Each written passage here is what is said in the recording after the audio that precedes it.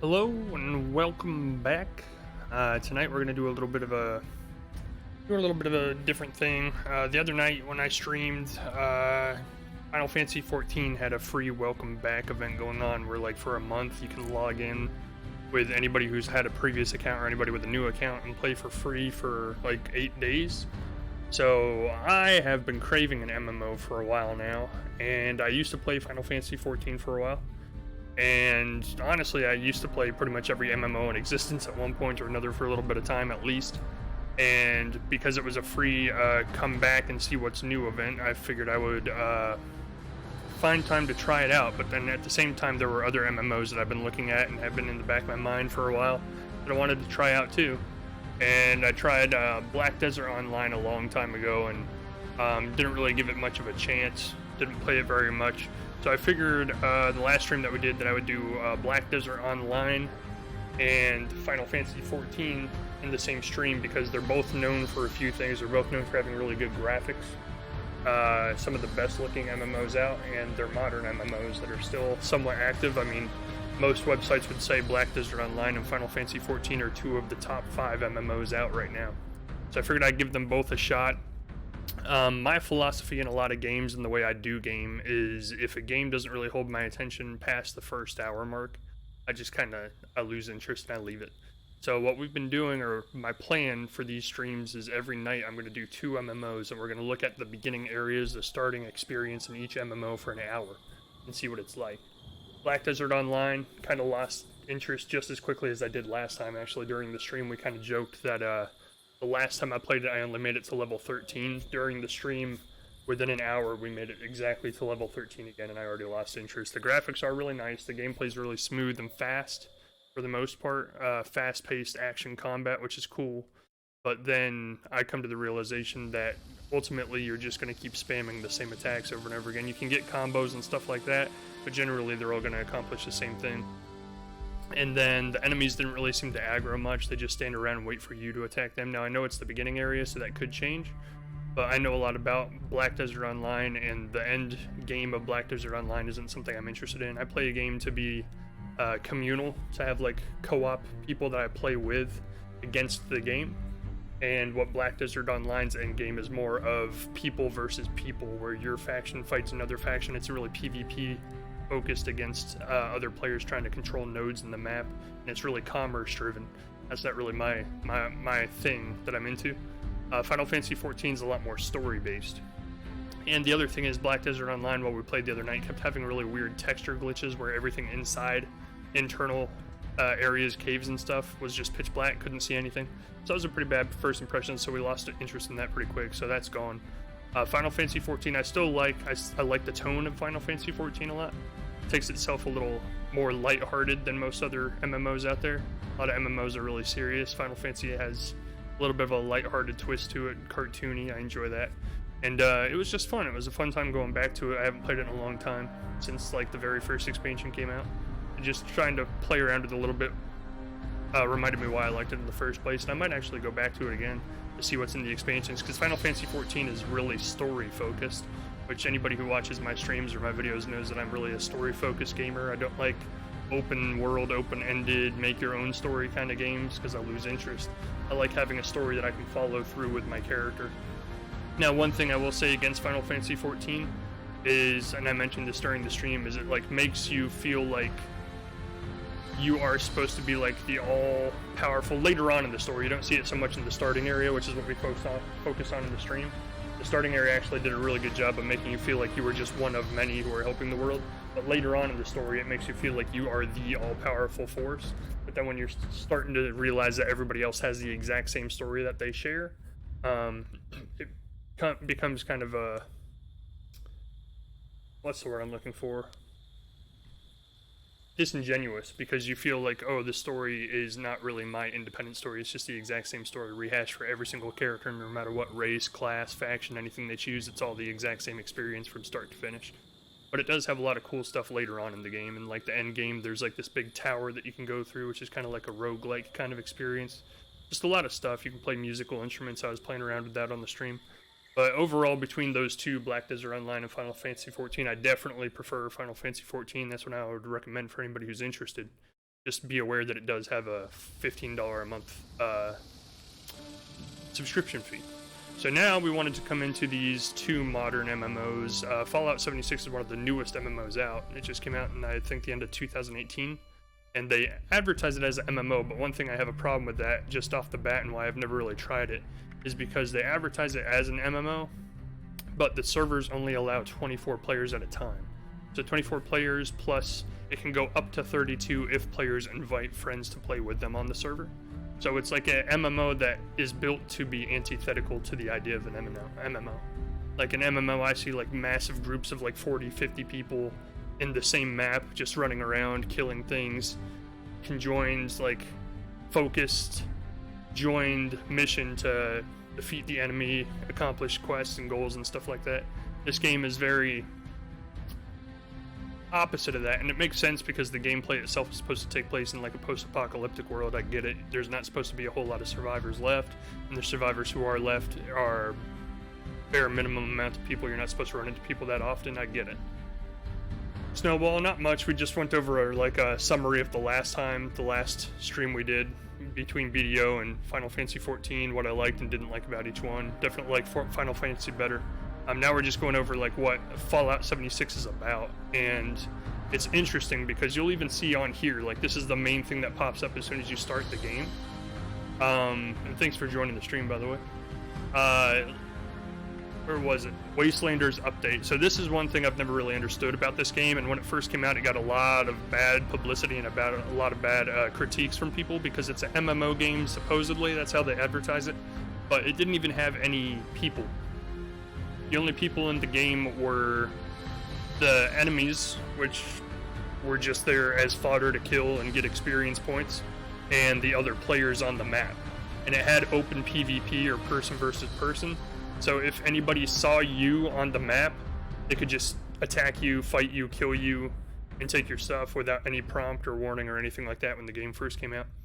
Now recently they had this big Wastelanders update come out, and it actually added people. Like, it actually celebrates the fact that there are people in the game now. People are back, whether in search of rumored fortune or mere survival. Humans have returned to Appalachia. Get to know them with the dialogue system. New main story, so there is a little bit of a story focus. My understanding is it's a very loose story. Like the Fallout games, I'm not a huge fan of to begin with, so full disclosure, I was never that interested in this MMO, ever. Never went out of my way to try it, but it is in a free weekend right now, so I figured, well, while it's free to try, I might as well give it a shot. Give it its fair share. Fair chance on the catwalk, I guess. And there was something else that I saw on here earlier that I thought was really interesting too. Might actually be in the next screen, because I booted this up once just to take a look at it. So you can actually get ally NPCs too, so if you don't have a group of friends to play with, you can just get NPCs to play with you.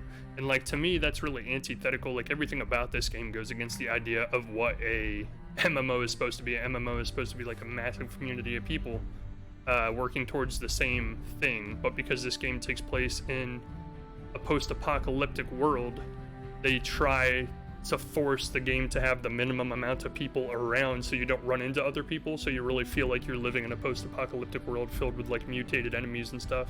And it's a survival game too, so it's everybody for themselves essentially. If another player sees you out in the wild, they can kill you, no warning, no anything. The other thing I saw earlier that's interesting, yeah, it is kind of weird that you can play with NPCs instead of like playing with other players. And I mentioned earlier, right before you got on, the servers actually have a maximum of 24 players per map. So the map is pretty large, but that whole map only has 24 players in it at any one time. But this is the other thing that I thought was really weird, is they actually advertise this members only. If you pay a monthly subscription, you can get this Fallout First membership, premium membership, where you can play in a private server for just you. And you can invite up to 7 other people. So it's like you buy an MMO, and then you specifically spend extra money to completely shut off every other player from your private world and play by yourself with a group of up to 7 people. It's really weird. Like, I don't know. Apparently it's starting to get a little bit better reviews, and it's starting to actually gain a following, but the following is mostly Fallout fans, people who like the games they make in the first place. I never really caught on to Fallout games. Does this typically appeal to players who like the traditional? Yeah, I think that's exactly what it is. Yeah, this game was made specifically to just appeal to Fallout fans, and I was never a huge Fallout fan for some reason. I've tried 3 and 4, and they don't interest me. Something about the gameplay is just not that fun to me. And the stories never really interested me either. Which is weird, because I'm usually very story-focused. I enjoy stories, but they just... Yeah, even the VR version of Fallout 4 did not interest me at all. I lost interest within 2 hours of playing that thing and just never went back to it. In 1776, So we're going to give this its fair share. We're going to play it for about an hour just to check out the starter area, see what it's like, see what the gameplay's like. Liberty and the pursuit of happiness. I have looked up a little bit about this game. Sorry as I speak over the cutscene, because usually in an MMO, cutscene isn't that great. It actually looks very similar to Fallout 4, to be honest. And now, the Red Menace is I'll give it a chance. I'll shut up while the cutscene's going. Democracy itself is under threat of annihilation. That is why today, July 4th, 2076, 300 years after our great nation began, we gather together to honor the completion of Vault 76.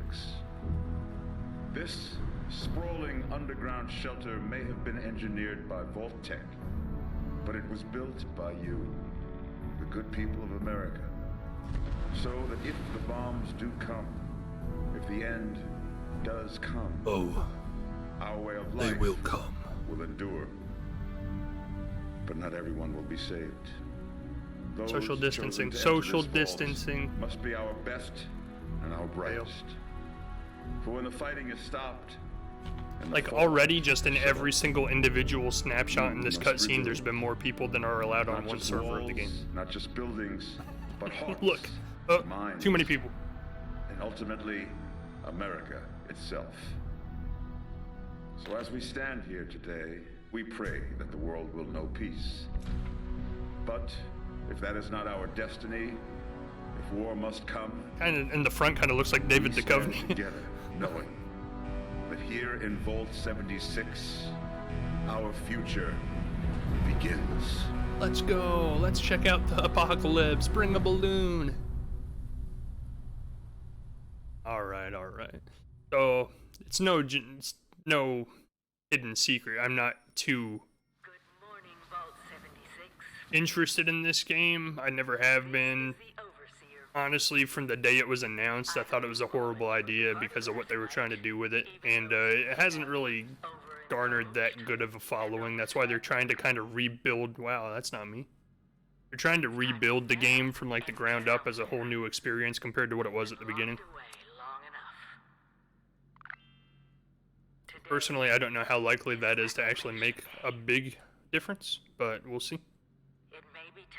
Sure, we'll check that guy out. Let's change his facial hair. You come from every walk of life, every race, color, and creed. Gotta have something close to mine. There we go. That's kind of similar. I think mine's a little bushier though. There we go. There we go. We're getting there. Yeah, kind of got like a what's that guy from Maroon 5? Kind of like that kind of looks like him, right? Kind of looks like him. We'll go with the Maroon 5. I'm cool with that.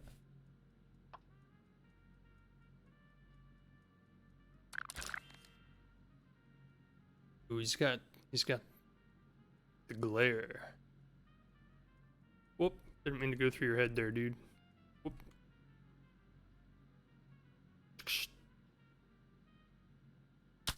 All right. Excuse me. I already took a picture. Thank you. All right. Adam Levine. Yes, it's Adam Levine in Fallout 76. I can play guitar. All right. Well, they added some of the features Final Fantasy XIV had. I can play music. Play long enough to gain a bonus effect. So if I let my character sit here and play guitar with no interaction from me at all, he gets bonus XP.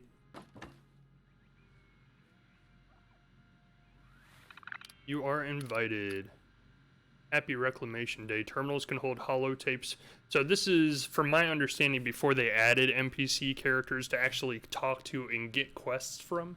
This is how you got quests in the game. You would find these abandoned computer terminals throughout the map, and they would have these holotapes that would play audio. And when you listen to the holotape, it would give you hints on something in the world that you can go look for and hunt down. Which to me sounds really not exciting. Like, I mean, technically it's no different. Like, a quest is a quest, whether you're given it by a person or whether you're given it by a computer. But it seems like it doesn't have a whole lot of spirit involved to just have a computer give all of the quests in the game. Like, I don't even know what I'm doing. It's like a mini game. Yes, please quit the game. I do not want to play a game inside the game.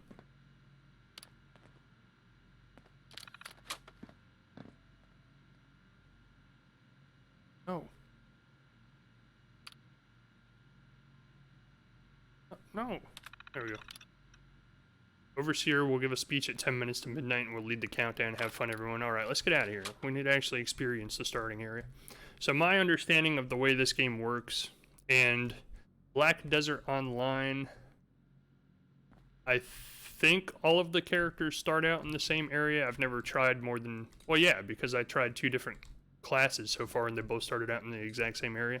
And then Final Fantasy 14, everybody starts out in the same area. So, like, right off the bat in the game, you all join together in, like, a communal area, and you're all playing together.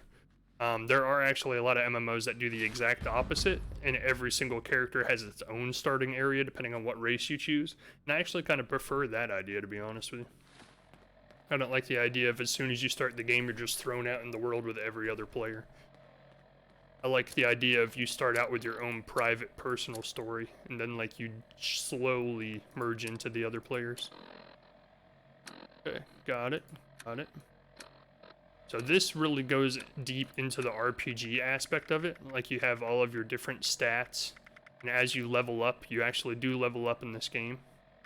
You can increase your stats, so it's very much like a typical RPG. Which makes sense, because that is kind of the backbone of an MMO game, is RPG. Seems like there was a big party here. That's interesting. I do like that.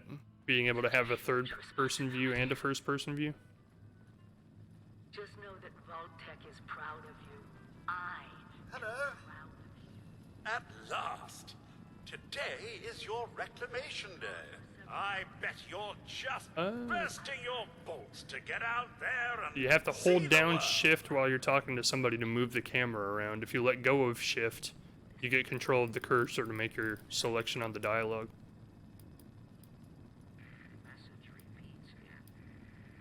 Nothing at all. It's the same robot that was in Final Exterior Fantasy 4. sensors Or were taken out of Fallout commission 4, not after Final Fantasy 4. unfortunate business with the nuclear bombs. With so many of your friends having been gone so long, I cannot begin to speculate how they've transformed Appalachia already.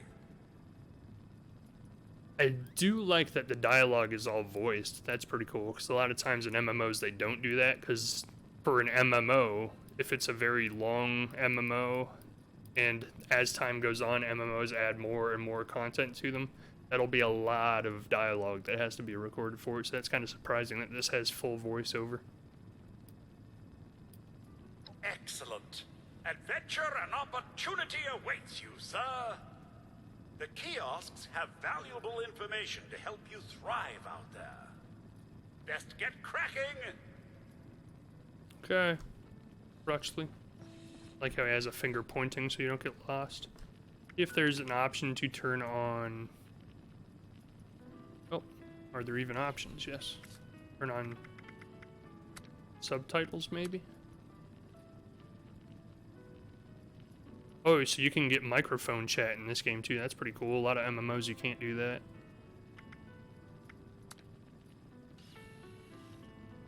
Where are... Go. Alright, so let's try and get out of the vault and go into the world. See if there are any other players. This isn't a free weekend right now, so I'm guessing there should be a lot of extra players playing right now. Hello. Sir, you've stayed so long past Reclamation Day, our stores are nearly depleted. So there's actually hunger and thirst in this game, so it has a survival aspect to it too. It becomes red when you are parched, so yeah, your character can actually die from starvation or thirst like they can in Fallout. Which makes sense, I mean it is what the game is. I didn't know it was going to be that similar to the actual Fallout game. So it almost seems to me like it's not so much, I mean it is an MMO to them, according to them, apparently. One of Vault I should have equipped 76's that. last remaining residents finally awakens.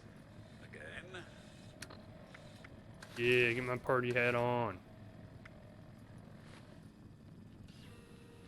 Yes. Outside, survival will be easy. Where'd I get all of those resources from? An assembly mobile platform. Got steel scrap, wood scraps, wool. So catchy. Picked up my portable camp. Seems more co-op than MMO. Yeah, that's kind of like the feeling I'm getting from it, is it's pretty much just a Fallout game made to be played with multiplayer, because that was one of the big things people wished they wanted. They were asking for in Fallout games, is none of them have multiplayer in them. It almost looks like they just made a Fallout game specifically to make it a multiplayer game instead of their typical single-player game.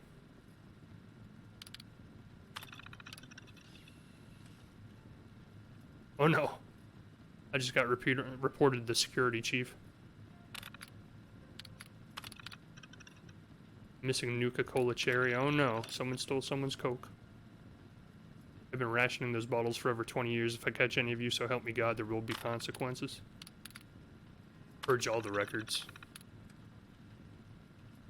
After Reclamation Day, there will be no personnel department, there will be no Vault 76. Any of the projects you're in the middle of are done. If you, for some reason, can't find the time to erase your files, I'll send someone over to do it for you. You can bring it up to the Overseer if you like. So my understanding of this game, and I don't know if it's changed since then, but essentially the story came from interacting with logs and notes and stuff like that inside these computers throughout the world. There wasn't really an overarching story to the entire game in the world. It was more story-driven in the random notes and the random computer terminals that you found would give you like snippets of what's going on in the game or in the world around you. I like games that tell the story as you're playing in the world, like the environment tells the story.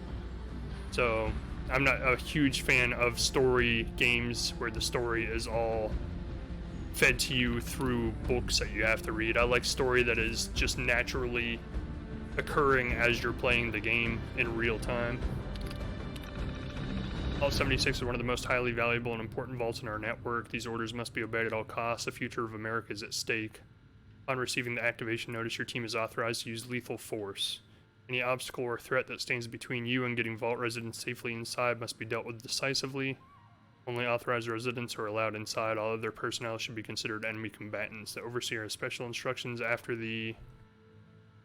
And that's it.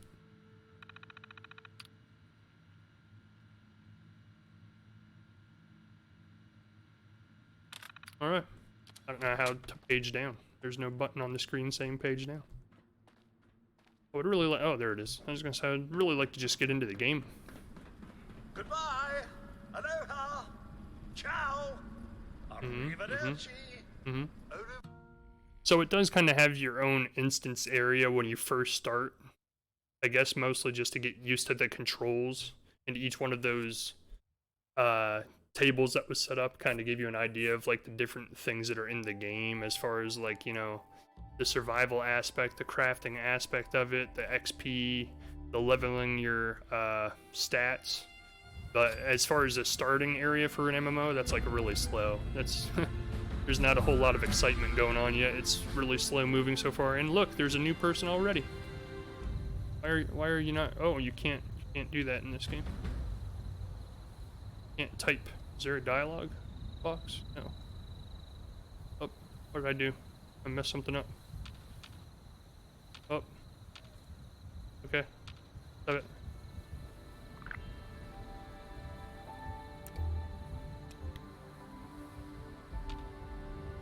That's what I was wondering. Like, I thought there should be like a talk button. I know you can talk on the microphone supposedly because it said in the options in the settings that there's a push to talk mode. What is going on? Auto walk?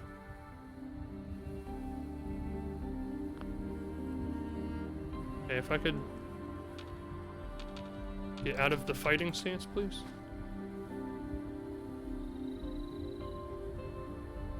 I just assumed if you hit enter, you could talk to people.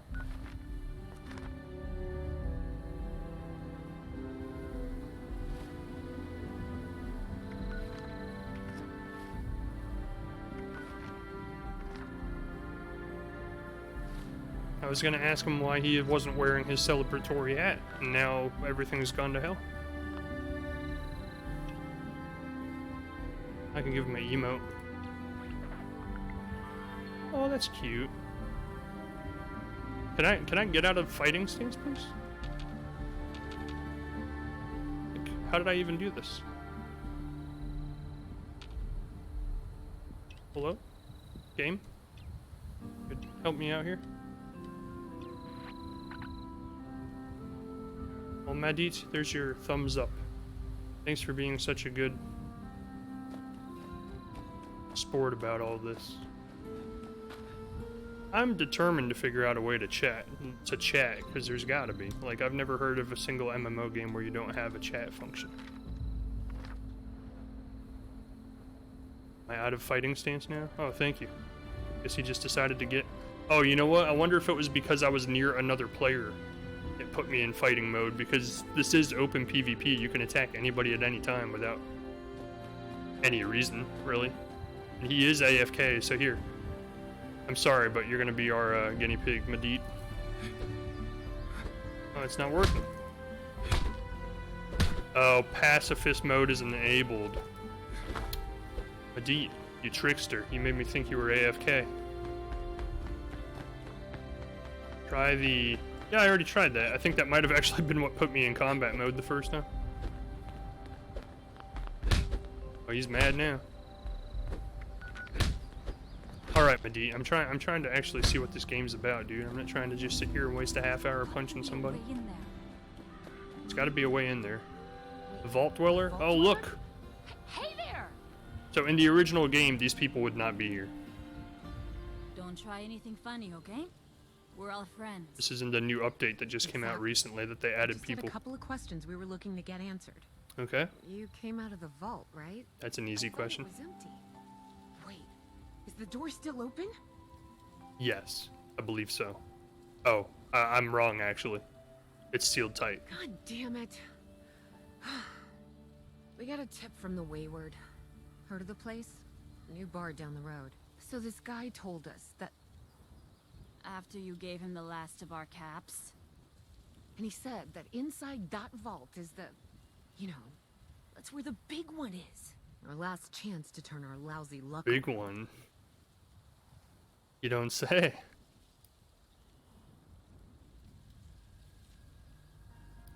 You know, the thing that brought everyone back.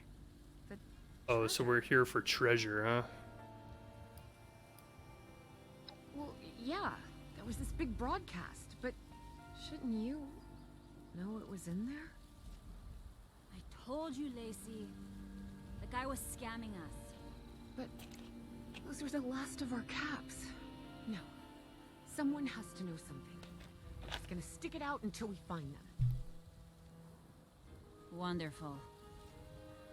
Thanks for answering some questions for us, I I suppose. literally didn't answer Seems anything. only You told fair I me return a the bunch of stuff. favor. Anything we can answer for you? Yeah, what the heck is the big one?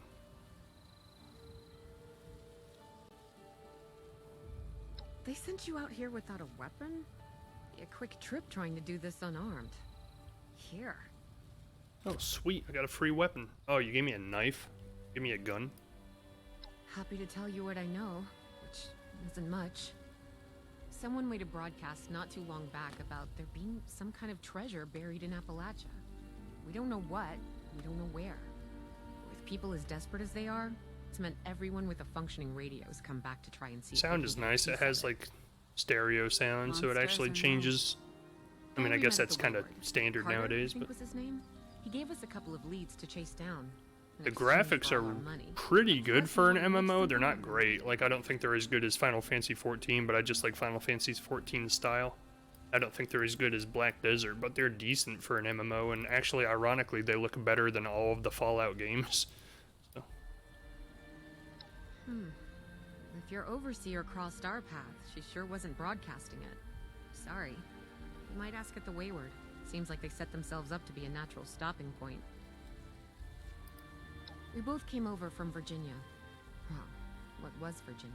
There's a lot more hot zones that way. And the few spots that are livable, well, they got Most of the clean modern fast. Fallout games I are mean, loot-based, Appalachia's so it dangerous, seems kind of really like they're setting dangerous. this game up to be It's better than loot-based where too, we where you go like on treasure hunts. Maybe you find maps while you're out in the Watch world, yourself out and then there. you go use those maps to hunt down treasure. Which I don't know if I like that, but I guess what else would I expect? It's a Fallout game at its core. It's an MMO as a side thought, I think, is what we're kind of coming to terms with here. Oh, I forgot my machete. I'm dead. Give me my machete.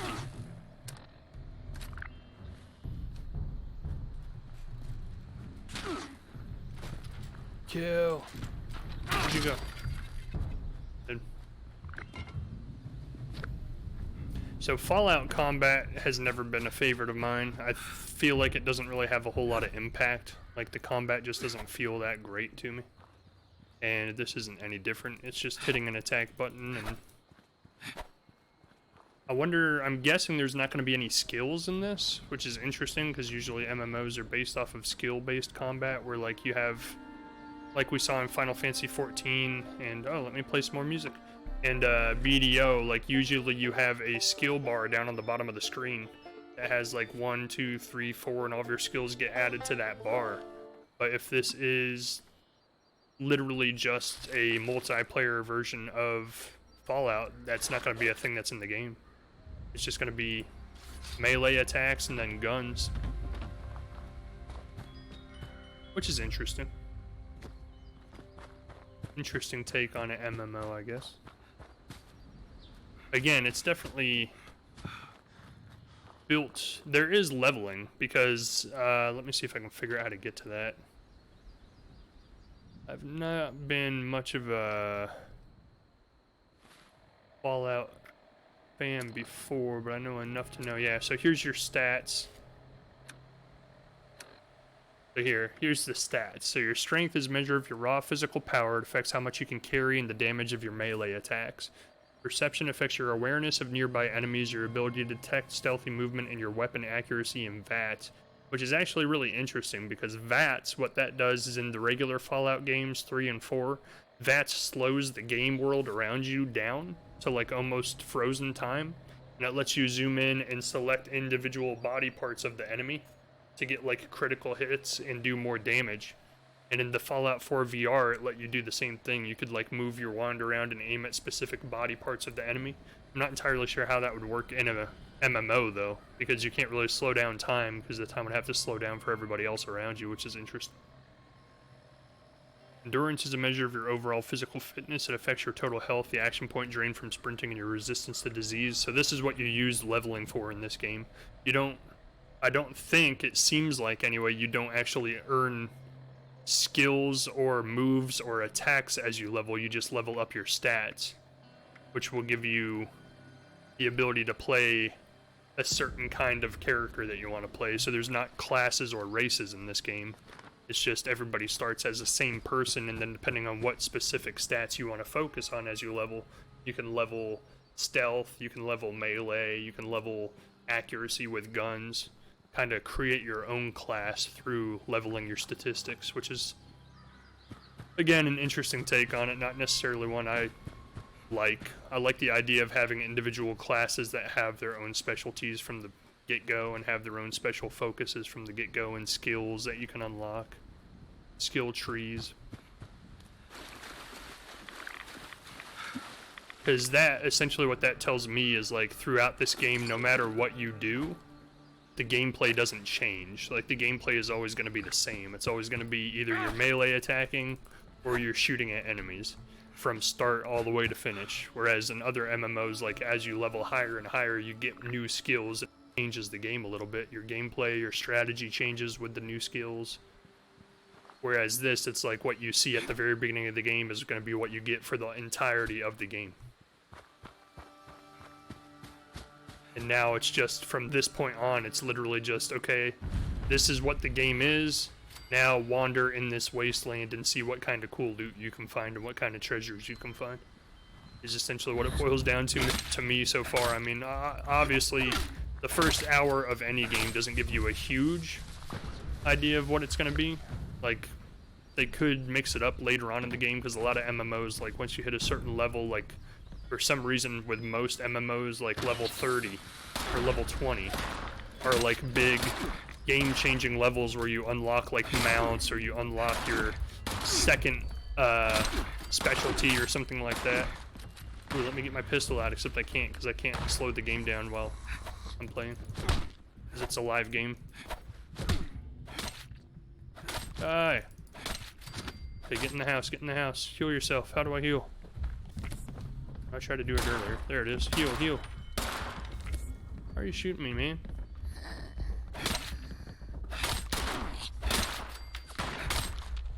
Good night. Alright. I do want to see what the gun combat's like, so let me get that out. That's what I'm here for. Like, I've realized lately that the games I'm usually interested in, and the games I've always played the most from when I was a young boy playing video games to now. So you press Q to activate VATS. Let's see how that works. Oh, I think I already killed him. No, he's hiding. Oh, that's kind of cool. The AI is actually smart enough to hide around corners. So it doesn't slow the game down, it just lets you target specific parts of the body. Oh. I don't like that.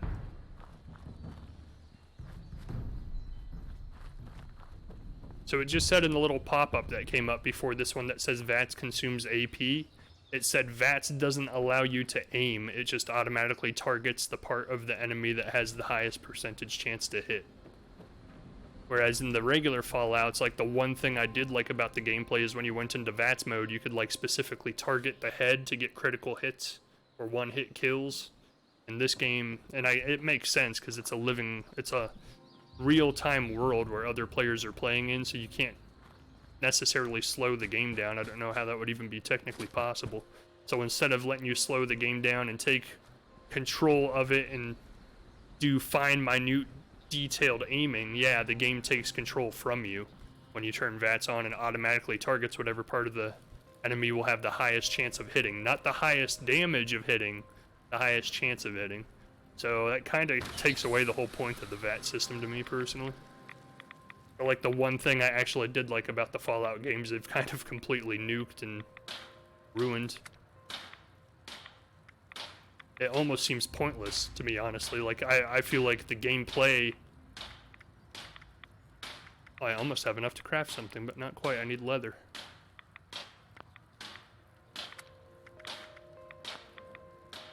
It almost seems pointless to use VATS in this game because the gameplay itself would be more fun if the aiming is something you're doing manually.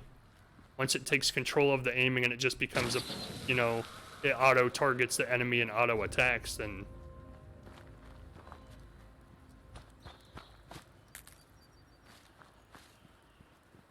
it takes a lot of the fun out of the combat, in my opinion. But yeah, that's what I was in the process of saying earlier, is I've noticed recently that as much as I love shooting games, because that used to be like the bread and butter of what I played all the time and what I usually enjoy playing the most, lately, I haven't really been playing any shooting games. So that is the other thing we're going to be looking into soon, is trying to find a good shooter to play. I have one in mind that a lot of people... Oh. Change my weapon, please. Change my weapon, please. That a lot of people have been suggesting, which is also a MMO type game, but it's also a shooter. So we're going to be playing that in a couple days too to check that out. This to me is not a shooter. Like, it has shooting in it, but it's not a shooter. Just the way the shooting works isn't really what I would consider shooter. It's not a primary function of the game. Just one of the ways that you can attack people. Because that's all the shooting is in this game, from my understanding. Yeah, like the shooting is literally just, no matter what weapon you have, you just aim and shoot. Whereas a regular shooter, like if it's an actual first-person shooter with shooting as its like focus, it will have like attachments you can get for guns. You can have like maybe not skills, but like, I don't know how to describe it. Like the shooting just doesn't feel like it's a focus. It's just a means to an end.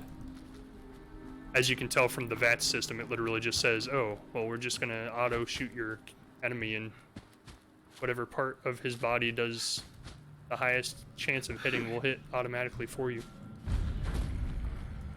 It hiccups every time I find a new area too. So one thing I do like about a lot of MMOs, and almost every single MMO has that, so I'm not surprised this one does. I would actually be really disappointed if this one didn't, is exploration as a way of getting XP. So as you can see, as soon as I find a new area of the map, I get a little bit of XP for finding it. What the heck? Let me see if I can pull my map up. Where am I supposed to be going? This is where I came from. That's Medit. Visit the Wayward. Jeff is at the Wayward. Hey, Jeff. I need to go south. I need to go that way? Yes. Let's just keep going this way. We're going to try and start some of the story before time is up and we move on to the next game, just to see how they handle the story. But for me, personally, this is just another Fallout game. Like, there's nothing really MMO about this game, other than it's a Fallout game that has multiple people on the map at the same time.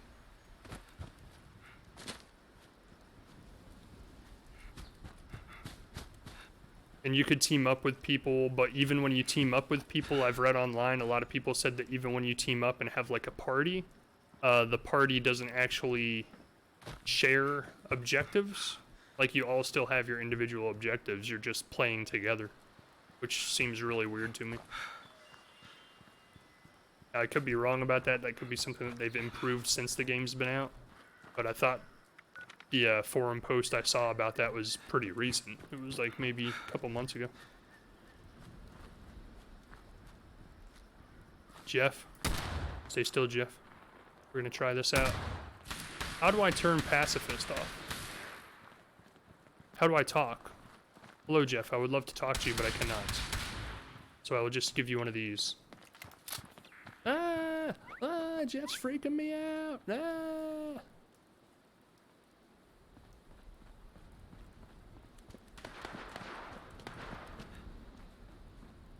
I mean, if anybody watches this video, they might be like, oh, this guy's dumb, he doesn't even know how to talk to people. But seriously, like, at this point, they should have at least told me how to talk to people if that was an option. Why am I wearing a party hat? Because it gave me one, and why wouldn't I wear one? Gotta have charisma. So this is something that's interesting to me too, is charisma in Fallout games and Bethesda's games in general would offer alternate paths in conversation. So like, you could kind of win people over in conversation and be able to get alternate answers that you wouldn't normally be able to choose. But because this game didn't even start with dialogue, like there were no NPCs to dialogue and interact with, they changed it apparently to give you extra bonus XP when you're in a team. So seems like that's what a lot of the meta game in this is doing things to improve your ability to get XP.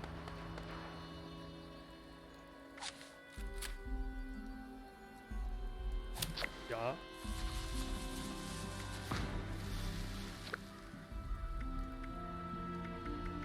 So you can only level one thing up 1 point at a time. And you can only have one perk for each.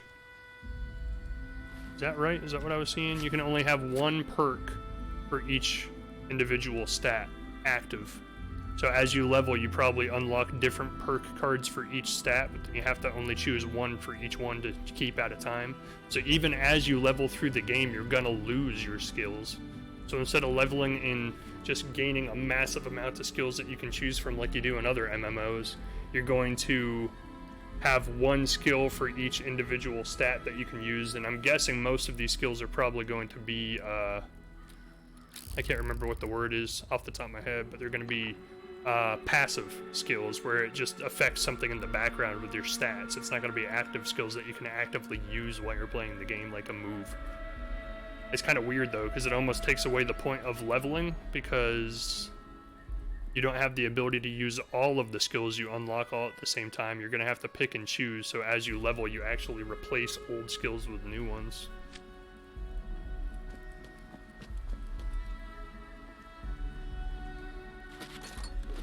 And Fallout games are very loot focused, like I mentioned before, so like the majority of the game is going to be looting, so you can craft, so you can get better damage, so you can survive higher level enemies, so you can keep exploring different areas of the map.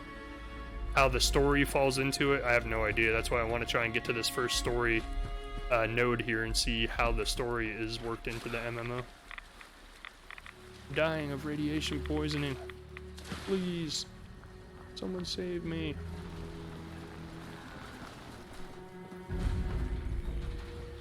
Oh, medical supplies, sweet. Team only interior, a private area that is unique to your character. Only you and your teammates can be in this interior. Friends and strangers can't join you. So I'm going to assume that bosses, dungeons, major quests in the story quest line in this game are going to be this. They're going to be what they call instanced, which means that it's made specifically only for you and the members on your team. Other people that are playing in the MMO map of 25 players can't just wander in and join you during a quest or a boss. It's only going to be you and the people that you're specifically partnered with. The wrong time to get a drink. What are you? Hey! Who the hell are you? So there you go, Charisma 2, and plus it did actually alter my dialogue options, so that's kind of cool. Outnumbered? Shit. Fine. But don't think this is the... So I just talked myself out of a fight. No one pulls a gun on me in my bar. Oh, I don't have any ammo. That was intelligent. Now, you plan to stay hiding back there, or are you going to come out to have a drink and play nice? I've had more than enough trouble for one day. Level 3. Maybe that someone is you. Level up. We're gonna get some strength. Your one-handed melee weapons do 10% more damage, or weights of all chems are reduced by 30. I don't like either one. I'm here for. I guess I should probably get back to actually playing all that music I keep talking about, huh? See, like I said earlier, it seems like most of it is based off of, most of the things you're going to unlock in the game are based off of improving your statistics in the background and improving your loot chances, because loot is the primary focus of the Fallout games. You're getting loot so you can craft, so you can get higher damage weapons. So both of these just increase the chances of finding loot.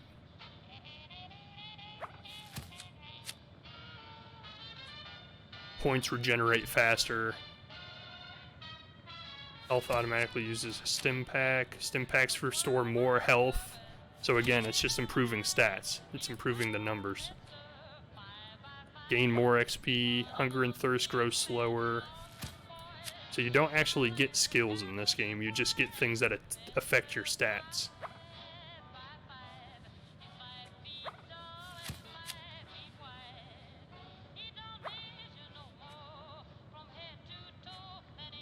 See, that would be something I would actually want. VATS now targets limbs.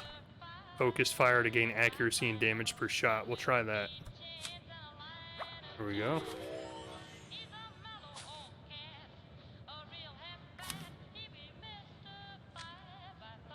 Well, not exactly the introduction to the wayward I would have hoped for.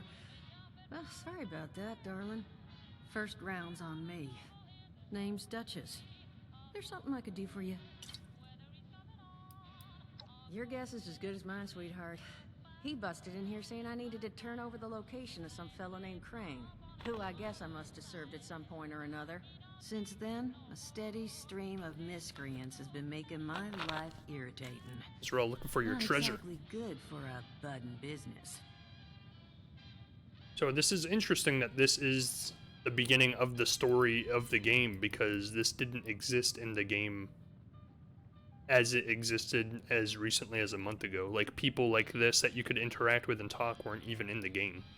So the story literally was just you were finding random notes in computers, listening to things over the radio signals telling you like where to go and how to find quests.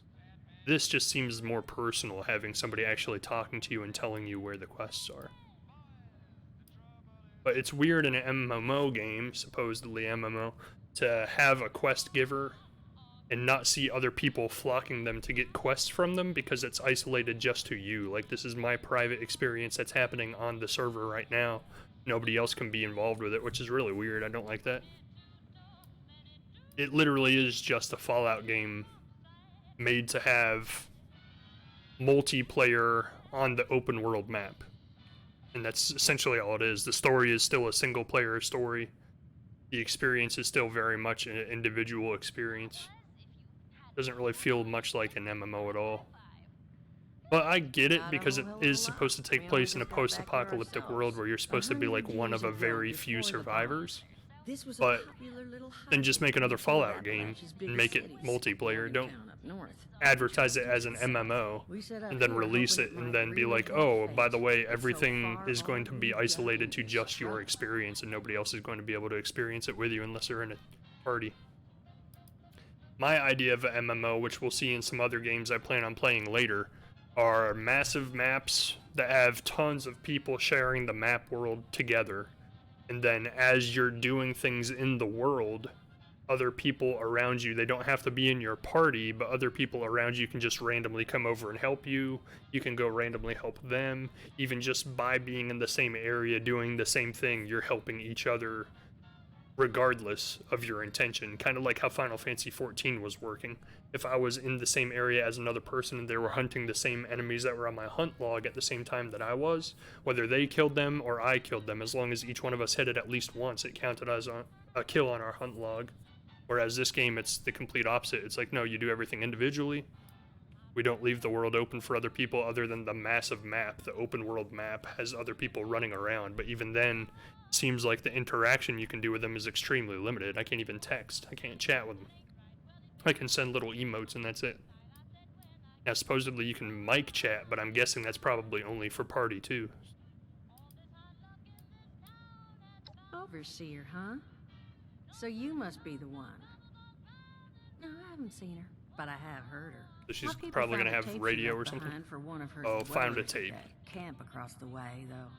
It is a bit out of date now.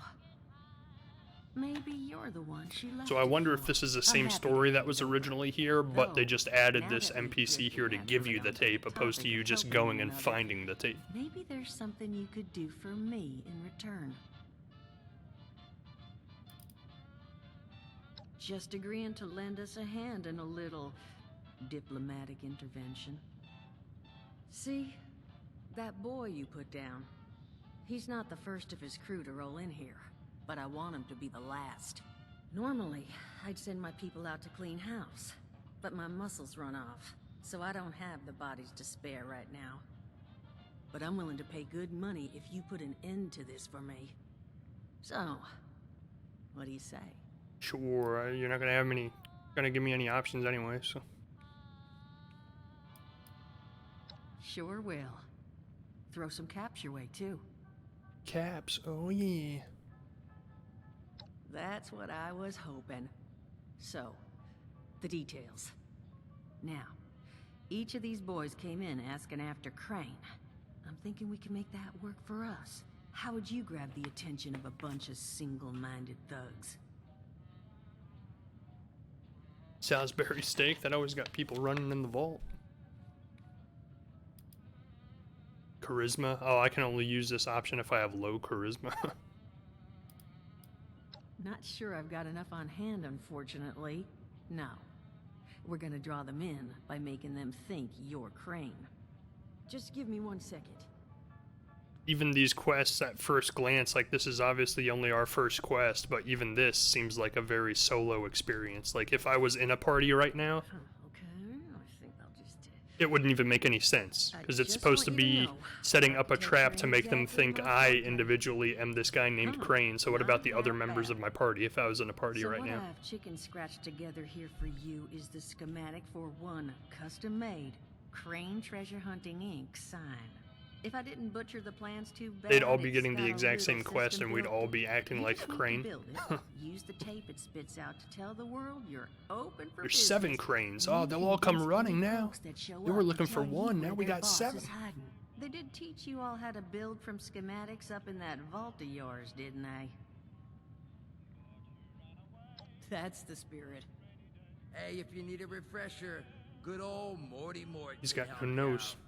What are you on about, Mordecai? Hey, nah, I'm not bragging or anything, but I've got some tapes that cover that very subject. Looks Oh, Mort, not the tapes. Well, somewhat find yourself zombified. wanting a refresher? Talk to Mort. So again, I Of course, wonder you're gonna if need materials, but we should have enough lying around to cover you I there. wonder if Mort's tapes were originally in the game for you to just Throw some find and rations pick in up there, and learn too, how so to you don't craft starve material on in me. building. And Just then so they you just know, added more as an might have to NPC break some for a of the more scrap personal down for interaction parts. to hand you the But tapes I instead can of you spot just you finding some them in the workbench wild. materials too, since you're doing me such a big one. Who knows? Maybe you'll learn something while you do it. Now, you ready to get this show on the road? Sure am. It is a lot to ask. Fine. Actually, gonna pay me I more. could do 75, but that's as high as I'll go. That means you're up to the task? Sure, let's Hot do dog. Be good to have those it. dolts Hot off our dog, back hot at dog, long hot last. diggity dog. Just make sure, once you find out where they're hiding, that their leader gets the message. The wayward gets left Oh, alone. they'll get the message. And here, that overseer tape. Sounds like she set up that camp across the way so her people could get some practice in self-reliance. Probably worth looking into if you think you could use a refresher.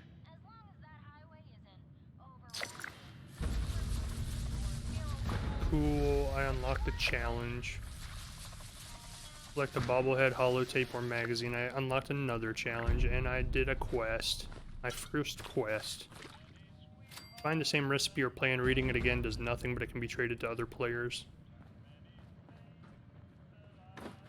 So literally you can take anything. Like I can take this desk fan, I can take this battered clipboard, because you can just scrap them for crafting material. It's exactly the same as the regular Fallout game.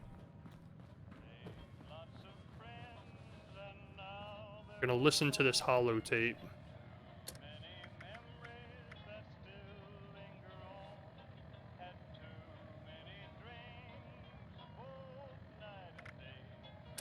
Says read the plan, crane, treasure hunting sign schematics from your inventory.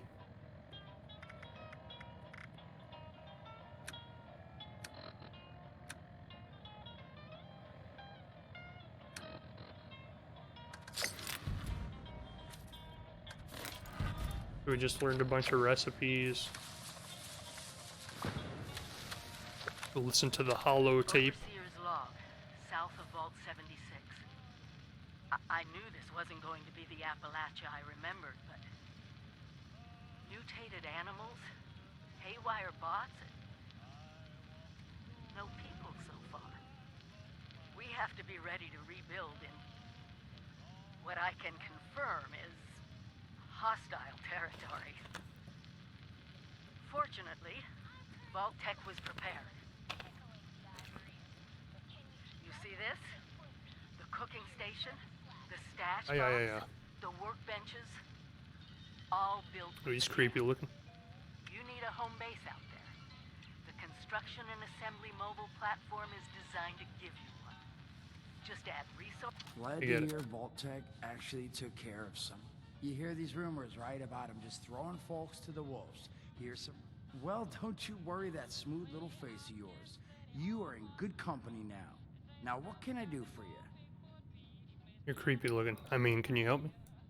Listen, friend, you happen to be talking to the exact right person to fix your predicament. But Alright, listen, I got this plan. You're gonna help me get rich. See, the folks who made it big off the gold rush, they weren't the prospectors. They were the folks that sold them their shovels. Now, I don't do shovels. What I collect is knowledge. So it is impressive that it's all folks with your rad-sucking skin can't. So, voice acted, like there's no just reading dialogue. It's pretty cool. You're gonna test it for me. I made these holotapes. Now this sets all the info I dug up about that Camp Doohickey. All I'm asking is you give him a list. You will? Oh, thank you. I mean, thanks. Now, there anything else you wanted to chat about?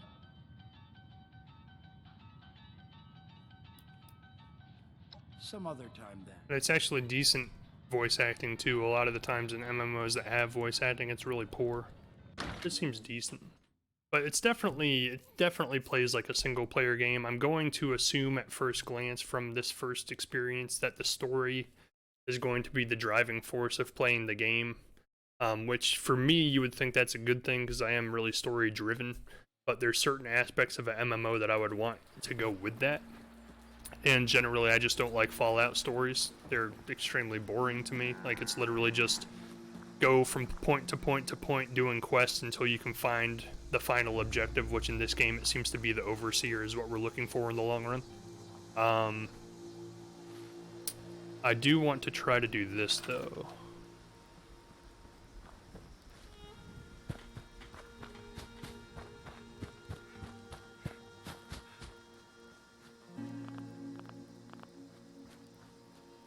So you can't place your camp here because it's too close to an existing location. There we go.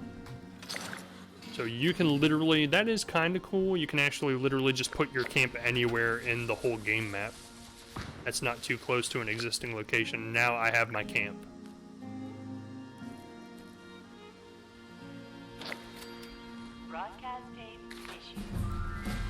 Crane Treasure Hunting Inc. Oh, this is the quest to try and get them to come. We're luring the bad guys in with the big sign that says Crane. Cool. I get it. Like, it's using the same concepts that Fallout 4 have. Building, using resources to craft and build things, and then in the long run you're going to work your way through a story that will get you to an end game. Whereas a lot of MMOs, it's all about, you know, there's a story, but at the same time you're working towards an end game of getting higher leveled skills and higher leveled weapons that do better and more things, so you can go and fight world bosses, you can go and do raids, you can go and do dungeons and stuff like that with massive groups of people, whereas this game seems like it's the exact opposite. There's no weapon upgrades, there's no stats on your weapons as far as how much damage they do or getting a higher level weapon or gear. There's no skills that you can unlock to do special damage on area or anything like that, or higher DPS. It's literally just Fallout. It's a story in a big map that you share with other players, but the story part of it is still focused solely on you. So it's not really, I mean, it's not at all, in my opinion, what I would call an MMO. It's very bare groundwork for a multiplayer Fallout game, and even then it doesn't even feel like a multiplayer Fallout game, because you literally will only be playing the game with your party that you invite with you, while you randomly see other people scattered around the map while you're playing. It seems really weird. I can see why it hasn't really done so well so far, and the sad thing is even huge fans of Fallout haven't really liked it much, because it's not what they wanted. They wanted a Fallout that had multiple people playing the game and interacting with the world at the same time, and you kind of got that in the map area, but then when you're actually doing the quests and the story-based stuff, you don't have it. They cut all the people off from you, and then even when there are people out here, it's limited how many people are in this massive map.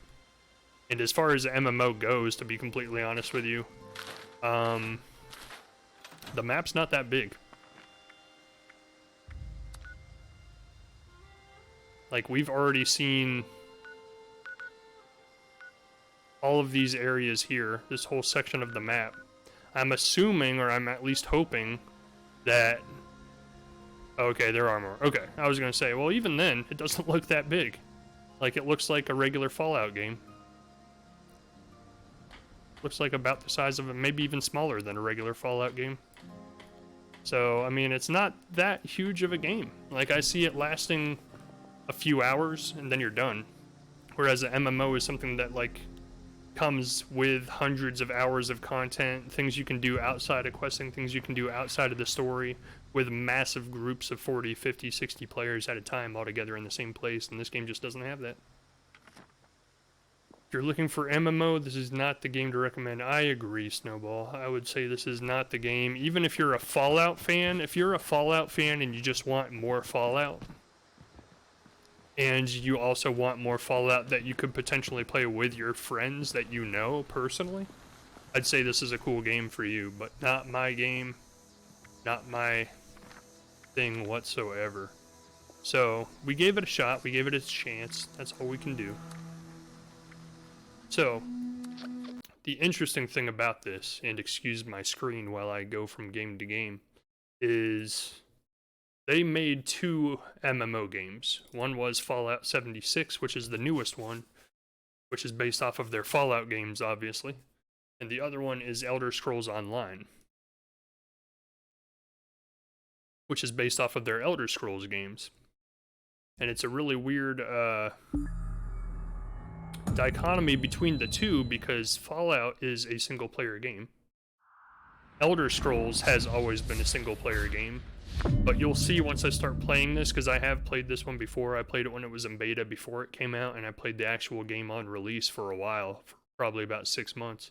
But you'll see that, like, as far as MMOs go, it's night and day difference. Like, this game is a good MMO. It has all of the features that you would want in an MMO game. Like, it almost seems like it's MMO... Well, I wouldn't say it's MMO first and then it's, excuse me for one second. Why is this, what's going on here? Oh, it changed all of my settings since the last time I played this. Great.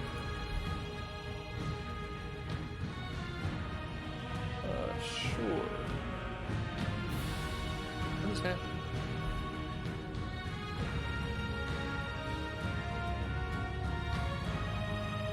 Okay, give me 1 second here. I'm gonna be right back while I put all my account info in.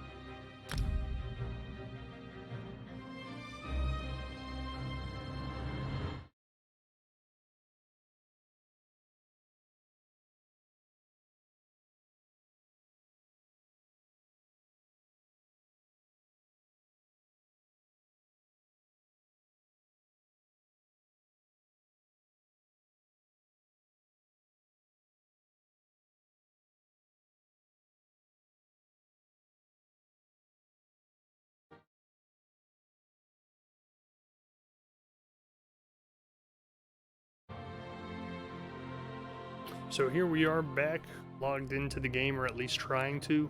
Seems to be loading awfully slow, so we'll see what happens.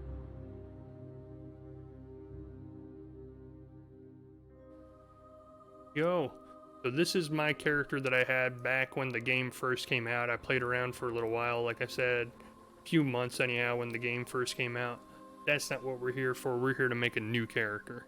Let's create a new character so we can see the way the starting area of the game looks in comparison to Fallout 76. Fallout 76 was extremely slow going. Didn't really see a whole lot of action or really much interesting things at all at the beginning, because it's an apocalyptic wasteland and there was nobody around. We're just going to kind of click around and make something. So the interesting thing about the way this one works is the only thing that makes a difference on your starting area is your alliance. Each alliance starts in a different area of the map, but beyond that, your race does not make any difference whatsoever. And typically, your races are actually locked under the alliance. So the Ebonheart Pact are these races, the Aldmeri Dominion are these races, and then the Daggerfar Covenant are these races. But because my account was the starter edition from when the game first came out, it came with something called the Explorers Pack, I think it's called, and it lets it so you can play any race under any faction. So if you were to play this as an MMO with people and you were planning on playing with friends, you would just have to make sure that you all play with the same faction, but beyond that it doesn't matter what race you are because you'll all start in the same area. We'll do Bobe. Got it. Dragon Knight, Sorcerer, Nightblade, literally doesn't matter, but we'll do Nightblade. Body, doesn't matter. Face, I think he looks pretty cool. Maybe add some more of these things on there, yeah. Then take that off. I don't like the face paint unless I can find one that looks cooler. Well, let's do scars. Then he'll look battle worn, like he knows, like he's been there before. Let's play it. Name already in use. Guess who already used it? Silly me.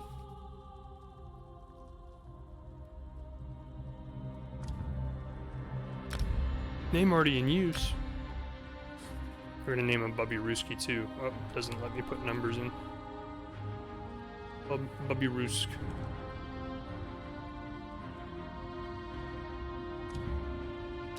There we go, we got Bubby Roosk. The third, apparently. So we'll give this a shot, see what the starting area is like. You'll see right from the very beginning of this game, it's very much more MMO focused than Fallout 76 is. The starting area is interesting because no matter which faction or race you start as, you start in the exact same instanced experience.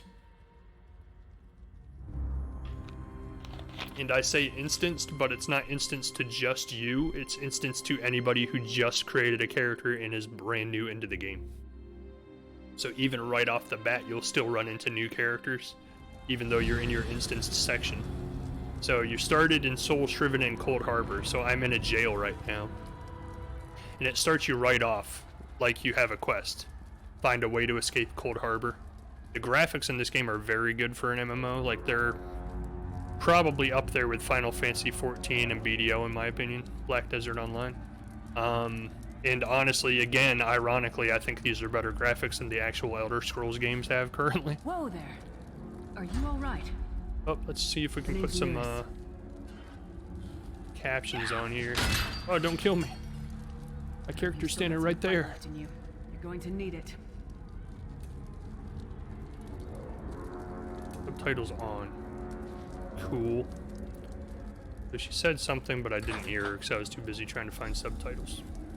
Dead. Must have been the runt of the litter.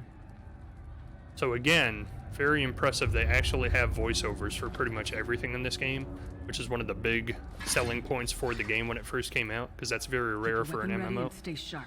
This place is full of surprises.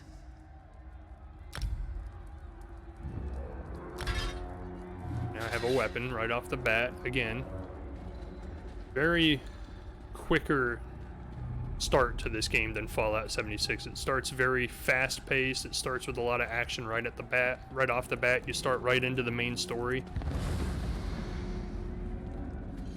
Starts you right off with combat, teaching you how to fight.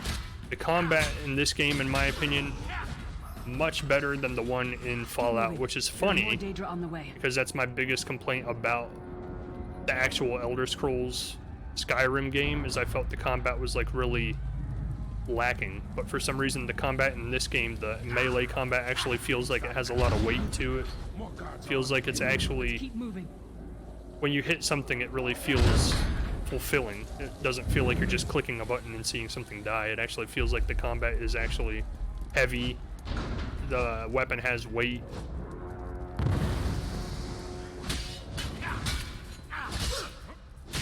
And it's actually my biggest complaint about Fallout VR is because I feel like the combat is really bad for a VR game, but then this game, combat actually feels pretty good. So it's teaching me how to block, how to parry, how to charge a heavy attack. So already it's very action-based combat. More so, I would even argue, than Black Desert Online. Like you, I'm a prisoner in this place. You must rescue me, and I, in turn, must rescue you. Bethesda is known for having a really large budget, yeah. Come here. Because they have games that consistently... She is massive compared to me. What's going on here? So they have games that consistently sell millions of copies. Like, they sell Elder Scrolls, which every single copy of that series that comes out sells millions of copies. Then they have Fallout, and every single copy of that game that comes out sells millions of copies, because they both have really fervent fan bases. And then they also have Doom now as a Bethesda game, and that sold millions of copies, and it just had a sequel that sold millions of copies. So yeah, they're considered one of the big AAA budget game companies out now, and that's why they were able to make this game, is because they have a big enough budget that they can get voice actors, they can get really good graphics. The Prophet. This is their own He's a prisoner here too. It was very dangerous for him to speak to you, system even for that a they moment. use in their games. They build their gaming system from scratch instead of using somebody else's. Break him out, of course. Believe me, I can use all the help I can get. That So like blind right old off man the is the bat, only it's starting person with alive who story, can which help is us get cool. back This is home. why it caught my interest Tell back me when it it's a first long came way out, from here. and I played it for a while. It These is tunnels will very eventually story take us to focused. the Towers of Eyes. That's where we'll find the Sentinels. Magical constructs created by Molag Bal to guide his vision in Cold Harbor. The Sentinels are connected. If we destroy one, the others will be blinded.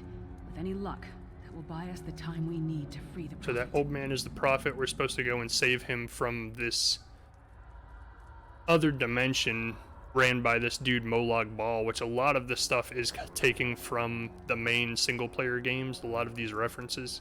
So if you're I've new no to the idea. series, a lot of this Brute might be a force? little confusing at first. We'll find a way. We have to. Be ready for anything. I doubt Molag Bal left the Sentinels unguarded. I'm sure you do, and I'll answer them as best I can. You're obviously not in Tamriel anymore. Think of the most miserable, depressing place you've ever been in your life. That's paradise compared to Cold Harbor. And to top it off, well, there's no easy way to say it. You're dead. I'm dead. I don't know.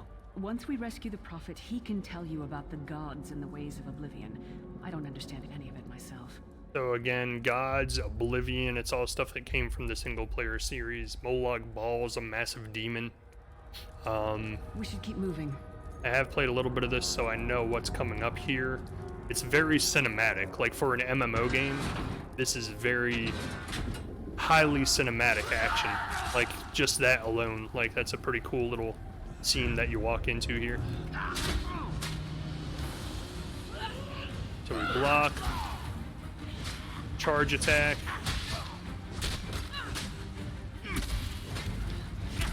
Interrupt. So it's very much action-based combat. Like, Black Desert Online advertises itself as action-based combat, but you still have to use the skill buttons, like 1, 2, 3, 4. You can do regular attacks, but the attacks just don't feel as good as the attacks in this game, in my opinion. So level 2, I'm already level 2. Beard, you are good in a fight. Congratulations, spend skill points to gain new abilities, spend attribute points to increase your magic, health, and stamina. Hurry. And it tells you what you're going to get on your next level, and then your next big milestone for your character, which is level 5. So this is very much MMO-like. Like, this is skill points, so you can get skills for your character. This is item sets, so you can get armor and stuff like that for your character, which you could get armor in Fallout, but it's not... It doesn't feel the same. The armor is literally just there for stats in Fallout, like to give you a little bit more of a dampening effect on the attacks that other people do on you. But this game actually has like armor that has different stat effects, different magic effects, different skills can be tied to weapons and armor that you get. So it's definitely a lot more MMO feeling than Fallout is. And this is just the beginning area. This is just instanced for me. There's nobody else in this area. Once we get to the Towers of Eyes, it's still an instanced area for new players, but you'll see there's other players here. Like, here's another player right here. The god of schemes can see every part. So, like, right off the bat, look how many players are here already in comparison to Fallout 76. 1, 2, 3, 4.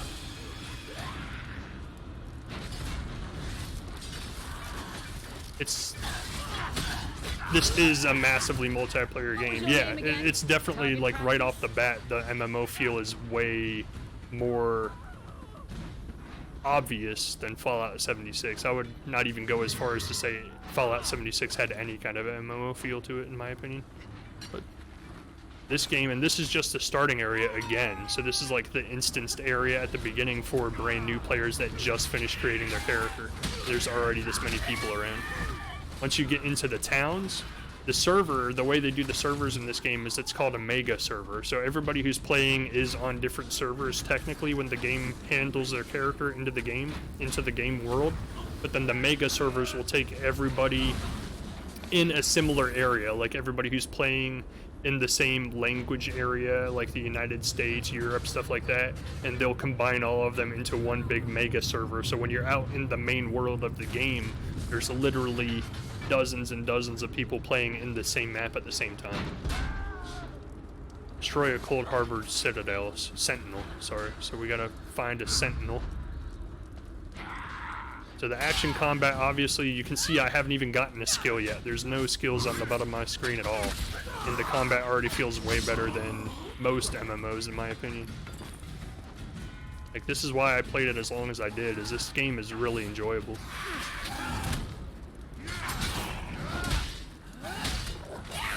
And the interesting thing about this game is it's a really high quality MMO.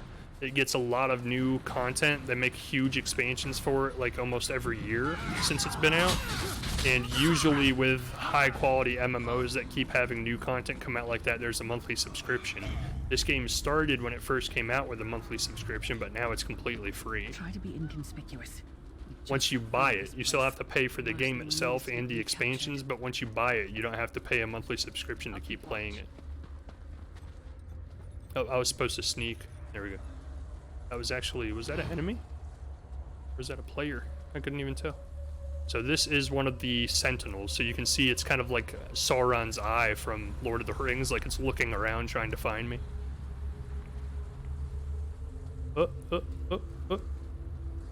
It almost looks like Sauron's eye, actually. So while hidden, press the attack button to do a sneak attack, then he's dead. Yeah, the cost is definitely a plus when it comes to an MMO, because I would literally just... So it says, quickly while he's blinded, we must get to the Prophet Cell.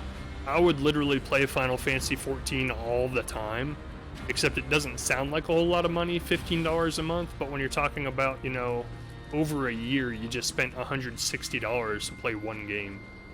Like, the more you play it, the more that's going to add up, and that's a lot of money. And I do like Final Fantasy XIV, but not enough to keep paying $15 a month to play it. I might go back to playing it eventually, but honestly, I don't have the time to invest in an MMO anymore, so I'm looking for something that appreciates my time and appreciates the lack of it. You will never escape my realm. So like I said, it has a lot of cinematic moments in this game that I really like. We'll never get in this way. So it says talk to Lyris. Damn it. Destroying the Sentinel must have triggered these wards. We'll need to find another way in. Maybe Cadwell can help us. Cadwell is the oldest of the Soul Shriven. After years of torment, Soul Shriven usually go insane and turn feral. But not Cadwell. He was already insane before he left Tamriel. Mad as a box of frogs, but completely harmless. You'll see. Cadwell sees things as he wishes them to be. Again, the voiceover, the voice acting in this game is really good. and you'll find when we go speak to Cadwell that you might actually recognize the voice, because it's a pretty well-known voice actor. Or a pretty well-known actor, actually, but he does do voice acting as well. Let's go find him. You'll see up on the top of the screen it has a little tracker, like a quest tracker. So it makes it very easy to find your quests in this game. One fine day in the middle of the night, two dead kings got up to fight. Back to back they faced each other, drew their bows, and stabbed themselves. Hello, what's this? Out for a stroll then? Lovely day for it. Sir Cadwell, yes, indeed, a pleasure. And fair Lyris, good to see you, my dear. How are you then? Oh dear, well that is inconvenient, isn't it?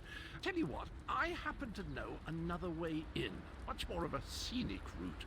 Rather a fun little jaunt, actually, full of traps and corpses and nasty beasties filling up the bits in between.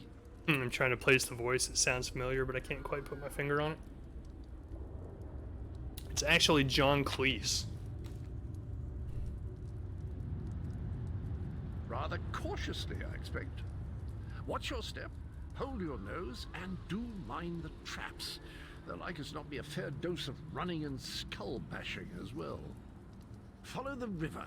You'll find the door to the undercroft. So again, they definitely have money. Like, they have the budget to make really high quality stuff. So it's cool to hear familiar celebrity voices in a game like this, because usually in MMOs it's just, you know, random voices from people that are in the production studio who made the game. But in this game, they actually got professional voice actors to come out and do the voices, which is pretty cool. Doesn't happen very often in a game like this. But that happens in the single-player Elder Scrolls games too, so again, it's kind of merging the single-player production with the MMO production. Was quite unceremoniously separated from my body. I think it works a lot better in this game to produce an Elder Scrolls game as an MMO than it does Fallout 76 by far. Oh, quite a long time. In fact, I wouldn't be a bit surprised if I was the oldest of the soul shriven, of those who didn't go feral, that is. I know every tunnel and path, every nook and cranny. The others look up to me, I suppose. Ah, Lyris, girl's as mad as sheer Gorus jammies. Heart's in the right place, I suppose. Says she's got to rescue the Prophet to save us all from eternal torment. How an old blind man could do that. So we've only been playing this game for about 15 minutes, and we've already experienced way more than we experienced in an hour of Fallout 76. We've experienced parts of the story. We've seen 3 times as many players already.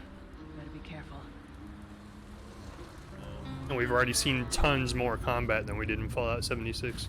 This game is just a lot more action-packed, like it's an action game.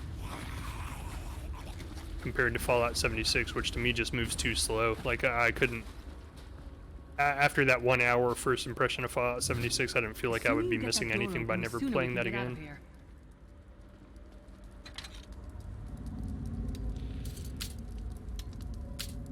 I actually don't know how to do this.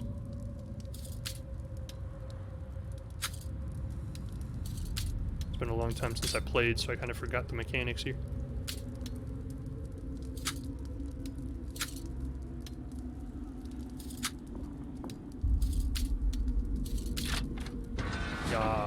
Lockpicking. Yeah, Fallout 76 is essentially just Fallout. They just added the ability to see other players playing the game at the same time. That's weird.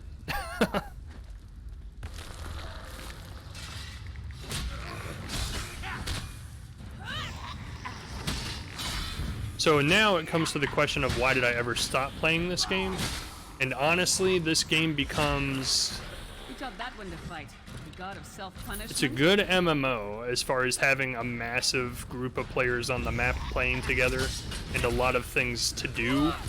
And it has dungeons and raids, which you would typically think of in an MMO, like big levels that you need to tackle with big groups of players, like 10, 12 players at a time, type of dungeons and raids. But to me, it got to the point where it was more of the same. So like in a lot of MMO games, there's tons of different things you can do. Like for instance, World of Warcraft actually got to a point where you could even like pet battle and collect pets. Like it's almost like a mini version of Pokemon inside World of Warcraft. They added like mini games, mini quests that you can do. This game, literally, it just seems like it's Elder Scrolls and it's a MMO. Like it's playing Elder Scrolls. And again, for some reason, generally Bethesda games, Elder Scrolls, Fallout, they just don't appeal to me for some reason. Even though they are story-based games, something about them just don't hold my interest. It just becomes a lot about doing what you see me doing here over and over and over again to achieve getting to the end of the story, and that's essentially all it is. And I don't really know how to pinpoint or put my finger on exactly why I don't like that, because it sounds perfect for me, like story-based game with MMO with multiple people. The Prophet's Gate should be just ahead. I don't know. I don't really know how to describe why I lost interest in this game. All right. Good news is we made it here in one piece, and the Prophet looks unharmed. Now the bad news. It's going to be up to you to keep him safe and get him back. I guess generally a lot of that has to do with the IP itself, Elder Scrolls. Like, it's not the type of setting that appeals to me. Yeah, the story isn't the type of story I'm interested in. Like, I don't like a story that's based off of, like, medieval fantasy, killing gods, killing demons, stuff like that. And the gameplay itself just doesn't appeal to me that much either, which is interesting because I do like the idea of action combat, but the action combat in this game, as fun as it is at first, over time it just becomes block and then attack, block and then attack, block, parry, and then attack. And literally, no matter how much you level in the game and how high of a level weapon you get or anything like that, it boils down to that same loop of block, parry, attack. So she's going to do something here. She's going to try and free the Prophet. She's going to open up these orbs. Then I think I'm supposed to break them or interact with them while she's doing that. You stay off of her. She's saving my friend. It's one of those things that, like, when a game has the right feel for you, you know it, and it sucks you in. And just generally speaking, the Elder Scrolls games have never had that feel for me. Like, the gameplay itself is cool, it's fun. I like the action combat. I like a lot about what the game accomplishes as an MMO, but the game itself just doesn't draw me in that much. That's why I was kind of disappointed with not liking Fallout VR, or Skyrim VR, I mean. Elder Scrolls Skyrim, because as far as VR games go, it is an epic VR game. It's super long, hundreds of hours of gameplay. It is fun to play, but it just doesn't, it's not my type of setting. It doesn't really do much for me.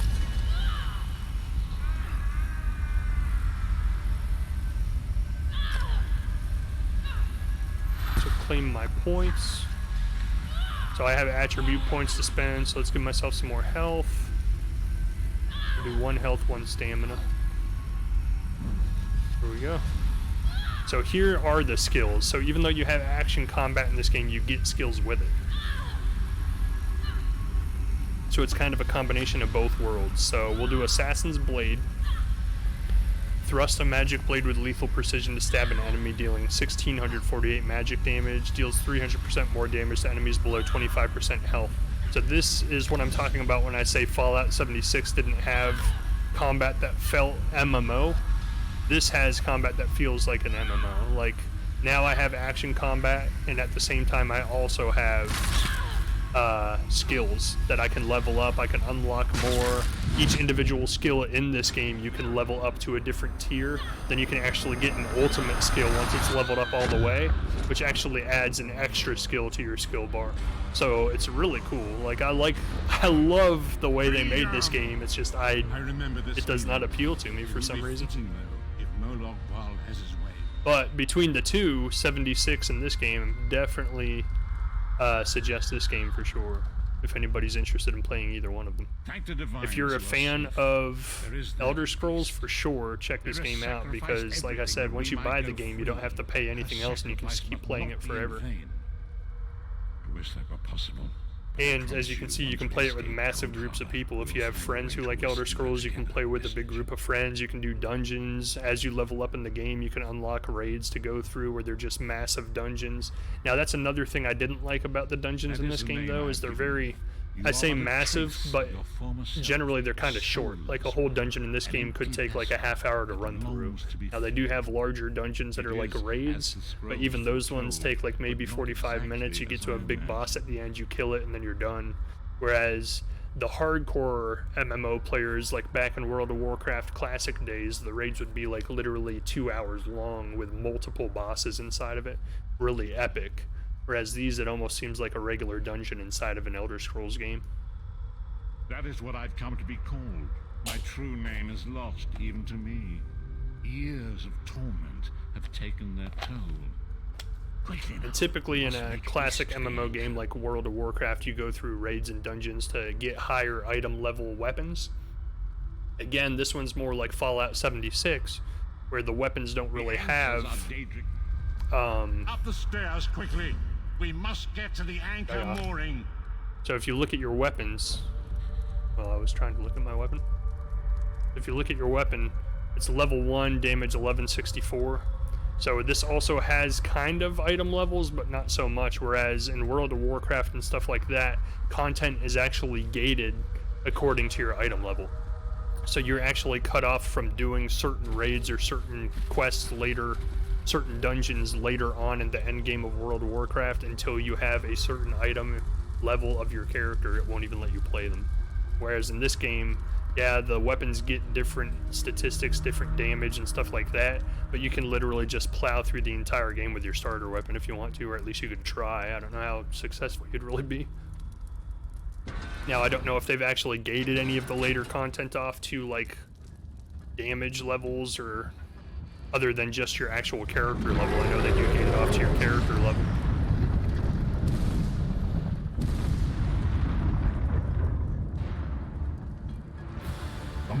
So there's Molag Bal himself. Futile. Soon your world will be in my chains. So it's really cool because, again, it's an MMO game, but it has like all these really epic cinematic moments that you would normally see in a single player game. No! Throw a blade at him. The Vorpal Blade. Oh, get out of the way. So you do have, you saw the little damage cone on the ground. So it is action combat like I was talking about, which doesn't just depict my combat, it depicts the enemy's combat as action combat as well. So while they're doing special moves, you actually have to manually dodge, get out of the way to avoid the damage. So when he attacks again, I'll show you, because I wasn't really looking too well at it last time. And you can do the third person, which honestly, the first time I played through this, I didn't realize you could do that. I played the whole thing in first person when I played it originally.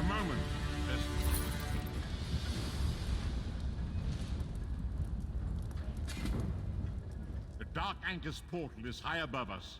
I will prepare a spell to lift us to it. But it is a lot more visually interesting than 76 for sure. In order to regain your physical form. Has a lot going on. The graphics are very aesthetically stylized to the world that you're in, which 76 is too, but 76's aesthetic style is a post-apocalyptic world, so everything's gray and burned out and broken and honestly kind of boring looking in comparison. That carries the essence of Nern. Some link them to Lorcan. If you collect and absorb its power, it should restore your corporeal form. I will summon one of these shards for you to absorb. I will take a shard for you. Yes. So collect the Sky Shard. So this is one of the main things. Shard of Aetherius, fall upon us now and anoint us with your blessing. Do it, please anoint us. Quickly. So one of the things I mentioned while we were playing 76 that I really love about Final Fantasy XIV that 76 doesn't really seem to do other than just giving you blanket amounts of XP for every point of the map that you happen to unlock or find is this game has a little bit of exploring in it too. So those little sky shard that he was just talking about that he summoned and I picked up to get a skill point, they're hidden all over the map in the actual game. So the game actually promotes exploring the map and finding secrets, whereas a lot of MMOs don't do that. And Final Fantasy XIV does that to an extent, but it's more like Fallout 76, where every time you find a new area of the map for the first time, you get a set amount of experience points. Whereas in this game, you can actually go find hidden things by exploring areas that are out of the way that you might not normally explore and get awarded with skill points, experience points, being able to unlock secret skills that you wouldn't normally get unless you found these. Wow, what is my guy doing? The vestige awake, as I feared. We arrived in different locations. I am in a place with the smell of burning ash on a hot wind and the sounds of a distant battle. It matters not. You have awakened once again, and we must set you on your path.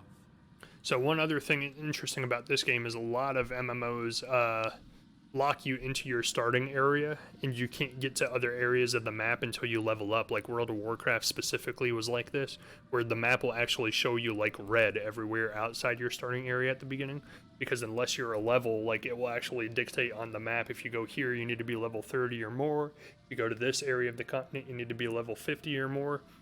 In this game the world scales around you. So as soon as you start the game, you can travel to anywhere in the world. You're not limited to where you go because the world will scale in difficulty to what your level your character is, which kinda some people might not like because they might think, well, what's the point of leveling then? Because the whole point of leveling is to get stronger, to explore new areas. But I like it because I'm more of an explorer in these kinds of games. I like the story and I like exploring. So it really promotes the idea of exploring the world and seeing different areas of the map and the different aesthetic styles that there are in different areas. I'm afraid you will have to decide that for yourself. I must focus on searching for a way to repay Lyris's bold sacrifice. I cannot simply abandon her to the wrath of Molag Bal. I cannot foresee Will I see you that, again, not my yet. friend? But we will meet again. There is still much we need to accomplish. Be wary, Vestige. Our very plane of existence is in peril. The threat of Molag Bal looms across all Tamriel, and chaos spreads in its shadow. Danger roams the land and will assume many forms. Do not let it catch you off guard. Interesting thing about that is that's not how the game was originally when it was first made. The game was kind of made like a typical classic MMO where it was gated, like you couldn't do certain things in the game until you got to a certain level. But they actually changed it when they've revamped this game since it came out. And they made it so there's just one mega server that everybody plays on essentially and shares, or at least everybody who plays in the same area of the world shares together. And they actually made the pace of the story different too. So when the game first came out, when it was in the beta, you unlocked certain parts of the story as you leveled higher levels. Like you had to wait. You could do like a story quest and then you would have to level like 5 levels, and then you get another story quest and you'd have to level 5 levels. But I came back and played it a little, like maybe right after they made the big revamp of the game. Now you can literally just play straight through the story quest if you want to from start to finish, because the game scales to your level the entire way, which is a cool idea. A lot of people again might argue like, what's the point of leveling then if you can just play the entire game anytime you want to play it? But it makes it so the game's not forcing you to completely grind your time into the game like a lot of the classic MMO games did. Like World of Warcraft was such a time grind. You literally would get gated by level and gated by your item level from certain parts of the game. So you would have to sit there and grind bosses and grind raids to get higher item level and higher character level so you could unlock the next dungeon, do it all over again, grind until you get high enough item level to unlock the next dungeon. Whereas this game has revamped itself to be just kind of like, hey, play at your own pace. If you want to just fly through the story quest, go ahead. If you don't want to, go ahead, do whatever you want. So this game is definitely more aware of respecting people's time. It's a lot more casual game than a classic game like World of Warcraft is. We do not face these troubled times alone. Many shall rise up to fight this tide of darkness. Wherever you go, you will encounter others who share your courage and valor. Help them if you can, and enlist their aid if you have need of it. So this is one of the other things I said about Final Fantasy XIV story. That was one of the only things I don't like about Final Fantasy XIV is the story centers you as like the end-all be-all savior of the world. Like literally by the end of Final Fantasy XIV story, from what I understand, because I haven't seen the newest expansions, you literally become like a god. And you're responsible for like saving the entire world. Whereas this is a story that is actually centered around you being a member of a communal effort to help and save the world, which is really cool. Should you be willing to give it? To thwart the will of Molag Bal, we must skirmish with evil wherever it rears its head. And you'll see that as I go out into the map, because we still have about another 25 minutes, 30 minutes of checking this one out. Good help, and I could use someone capable. A fisherman found you washed up on the beach. He brought you back to town. You're the one Holsgar pulled out of the water. I'm glad you're up. I could use your help. You've seen combat, and I need all the help I can get today. Villagers are scattered. We sighted a ship offshore. I've sent my troops to investigate. If it's the vanguard of an invasion, well, we'll need to evacuate. You'll find the people of Bleak Rock all across the island. Alright. We get it. Ah. So wants me to talk to her. Darj went to Skyshroud. It's an old dragon shrine. Thank you, friend. Okay. After you... So, this is an instance starting area. You're not actually in the big open world of the map yet. And actually, we might extend the gameplay for this just so we can get to the big open world.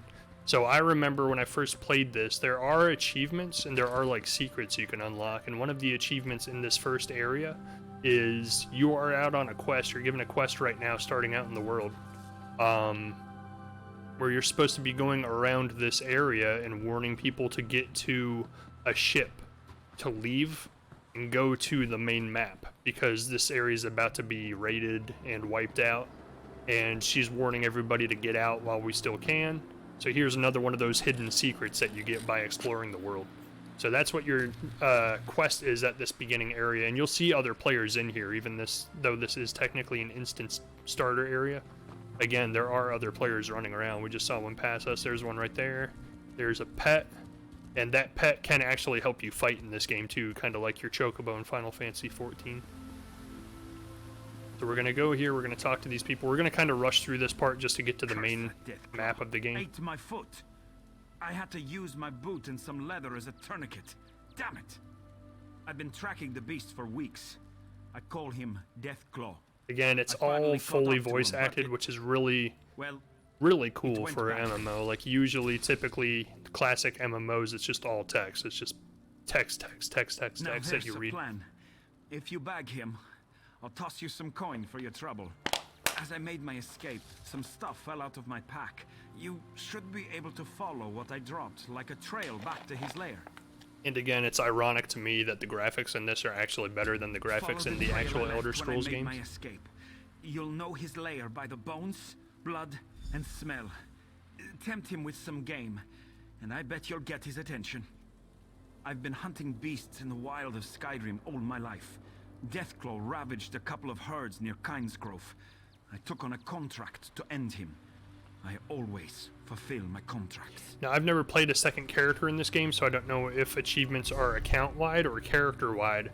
But once I finish a area, like literally when you have a map, and this is just the starting area, so it's like a little closed-off area. It's instance zone. But once you get to the main map of the game, it works the same way. And you'll see these little icons on the map. And once you finish all of the quests in that area, you'll get an achievement, and this icon will change on the map, and it will have like a subtitle when you hover over it saying you have successfully saved or helped all of the people of this area. And it's kind of a cool touch to the game, because then while you're playing you can unlock achievements, you can get bonus points by going through and actually doing all of the quests in an area. Whereas in a lot of MMOs, the quests are literally just there for you to scavenge and get XP. And a lot of people don't do most of the side quests, they just do as many as they need to level up to the point that they want to be at, and then they stop and move on. Whereas in this game, there are actually reasons to stick around and keep doing the quests in one area and finish them all.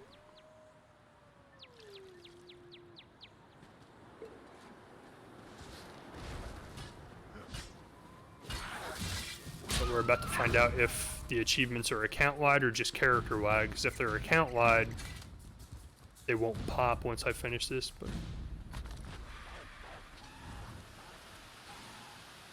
Something is breaking off over there. I hear wolves howling and screeching happening. I don't know what the heck's happening. Oh, it's her pet fight. Here's Deathclaw. It's like almost the first mini-boss of the game, essentially. So it's teaching you to dodge. So again, that's where the action combat comes in.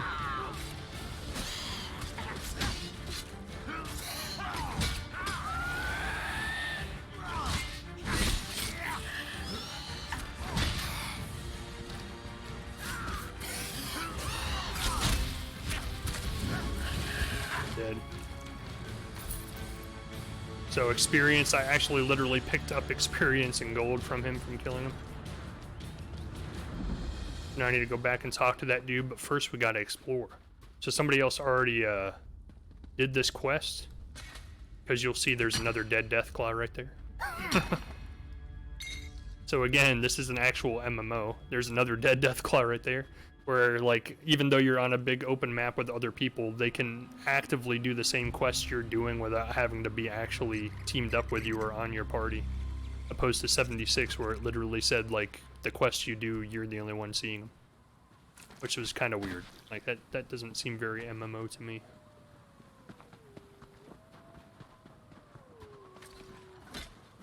And unlike Black Desert Online, you'll see that even these low-level enemies in the starting area will aggro you if you get close, which I thought was really weird about Black Desert. Like, literally the bad guys just stood around waiting for you to attack them first.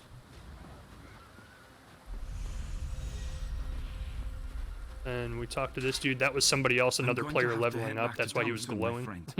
Lost a lot of blood. How goes the hunt? A hunter with the heart of Iskramor. Here's the coin I promised. I'll sing your praises next time I see the inside of a mead hole. Don't worry about me. I know the way back to town.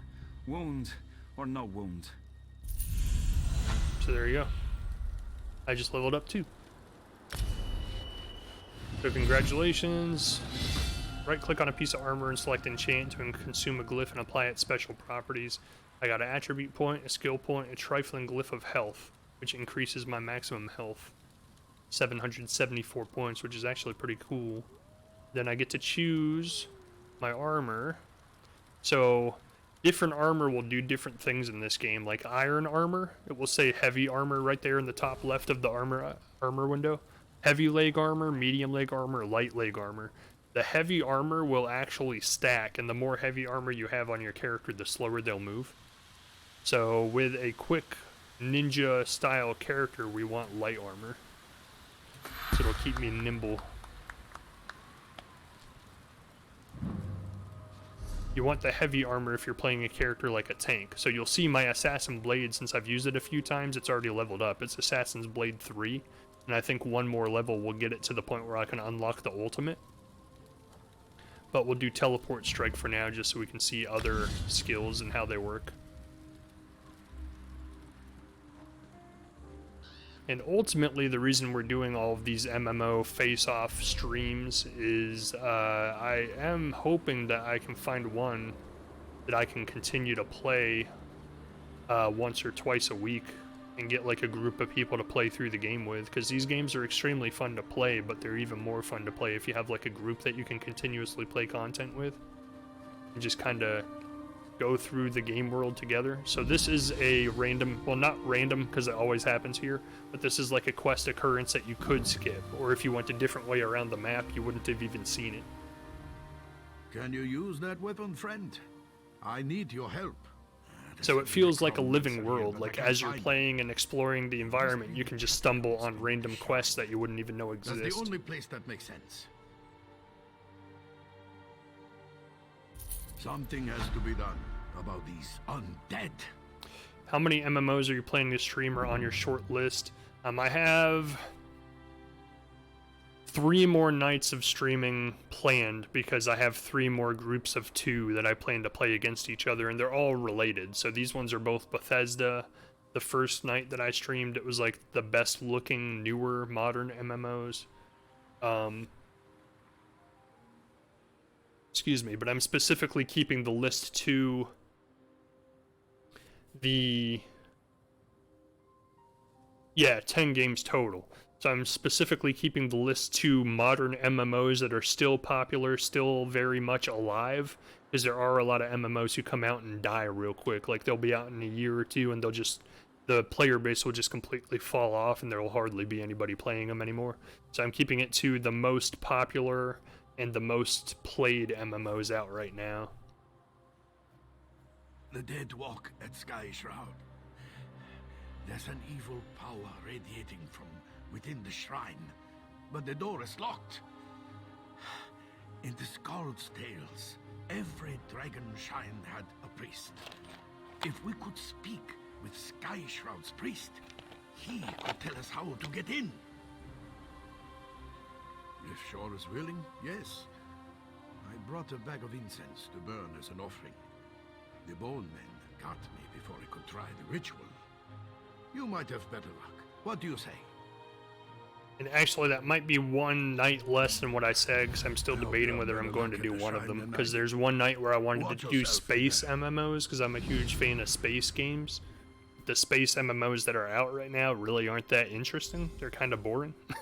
So I'm considering just not even doing that night at all. Now, I say they're kind of boring, but they're kind of boring for me. I know there's a huge group of fans of those games. That's why they're still popular and still some of the highest played MMOs out there. But for me, the way they play, I'm not a huge fan of. There's a lot of the space MMOs that exist right now are really stat-based and really numbers-based, economics-based. This place was haunted by dust and the occasional frostbite spider. Now, skeletons rise from their graves. Something has changed. Something has changed. Summon the Dragon Priest. That could end up being a wasted night then. If you don't think you'd end up playing them long term, I can understand the temptation to skip them. Yeah, I was debating whether to play them anyhow to let other people see what they're like, or just to skip them completely and just maybe mention them in passing. But they are very much statistically driven and economically driven games, and that's not really my idea, because they're hardcore. They what it boils down to is they're just extremely hardcore games, and you have to be willing to put a lot of time, a lot of crunching time, and a lot of crunching hours and hours and hours a play session in order to really make any decent progress in those games. And that's just not my kind of game. Like, I don't have that much time to dedicate to a game, and I don't want to dedicate that much time to a game specifically to just get more economy, like more money to buy more things. That doesn't really appeal to me much. So let's try this new skill we got. It's pretty cool. Then double it with this. Bam. Then we do it again. Then we just start smacking them with everything we got. So see how I dodged that arrow shot he just did? It had a red zone on the ground telling me where the arrows were going to spread. And as long as I dodge it, I don't take any damage whatsoever. So if you get good enough at an action combat MMO like this, you can literally just crush all of your enemies and never really worry about taking any damage, because you can just constantly dodge everything. We're gonna equip that, equip that, equip that, equip that. That guy looks funny. His head looks way too big for his body. So technically, what you could do here is go to every single zone of this map and save every single NPC, and then you'll unlock a special achievement. But for the sake of getting to the main map, we're probably just gonna skip all that and just save the ones that we've already talked to.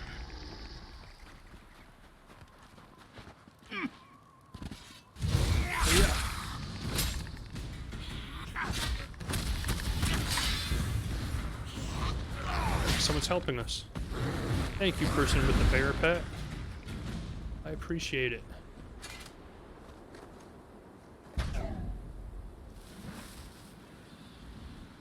Maggot, you dare That's summon not me? very nice. Can you comprehend the power I once had? Why should I help you with anything? Yes, I can sense them. Some worm defiled this place. You are now my will incarnate, mortal. Enter the barrow and kill this worm. I will kill the worm. You need to ask Bath. Once everyone knew the ritual. 3 rune stones unlock the door. They're placed in prominent positions around the shrine. Find them and put them on their pedestals around the door. Then you'll gain entrance. Now go. So it's obvious, like, we're about an hour into this game, and the gameplay is already way more enjoyable than Fallout 76. We've already done so many story quests. Well, the one main story quest at the beginning. But we've already started multiple side quest lines. We've completed a whole quest line. We've gotten an idea of how the action combat works. We've started leveling up and getting some of our first skills. Like, the momentum of this game is way better than 76. It keeps your interest a lot better than 76 does too, for a big time. Big time keeps your interest better than 76 does. So what we're gonna do is quests.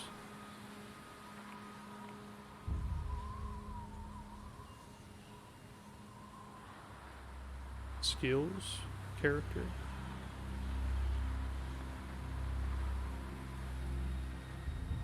So I guess it's worth mentioning there is an in-store, like an in-game store where you can spend real money on stuff. But most of it is, well, one, you can buy the expansion packs and you can buy DLC and stuff like that. But most of the other stuff you can buy if you decide to is all aesthetic. Like I can get this special little pet here. I can get player house quest for free, you don't have to buy that.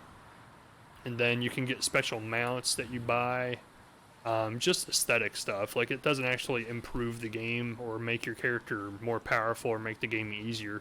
It's just if you decide to patronize the makers of the game because you enjoy playing it, you can choose to do that. I'm going to try and rush through this quest so we can get out of here and go to the main story. Or the main map, I mean. Actually, we don't even need to do that. You know why? Because have a character that's already in the main map. We'll just go play him. So essentially the way this instant starter area works is you choose how many of the NPCs you want to gather, and then you go gather and talk to that woman who sent you out to save them. Then a cutscene happens where that place, essentially you leave it on a boat, which is in the background there, and that brings you to the main map where all the other players are playing. So once you get to the main map, like I was talking about earlier, it really promotes helping other players and working together towards one joined purpose. And one of the things this game does that's really cool is there are world events on the map. And anytime, randomly, I guess there probably is like an actual timed spawn timer, but it seems random to you while you're playing. These portals will open up in the sky, and these anchors will come down into the ground, and it's these big metal mechanical things that come down into the ground and pierce into it like a big anchor from a ship.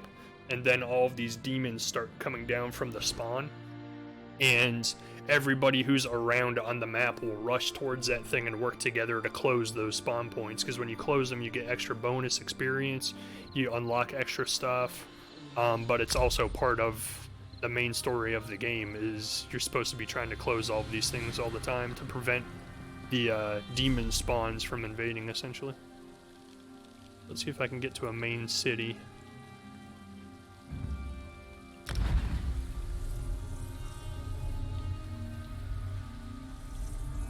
Now, I'm not in a main city right now, I'm just in one of the cities in the town.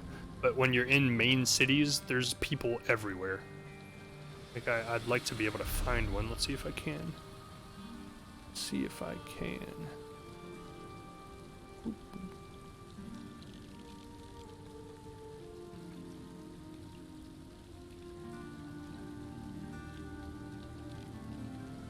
There we go, okay. So let's see if we go to...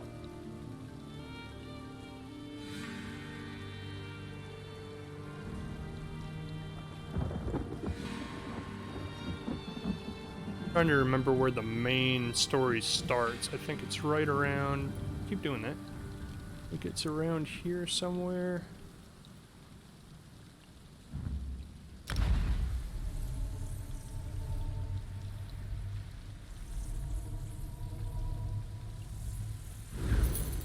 I have money, so if we have to, we'll just keep teleporting until I find out which one's the main city.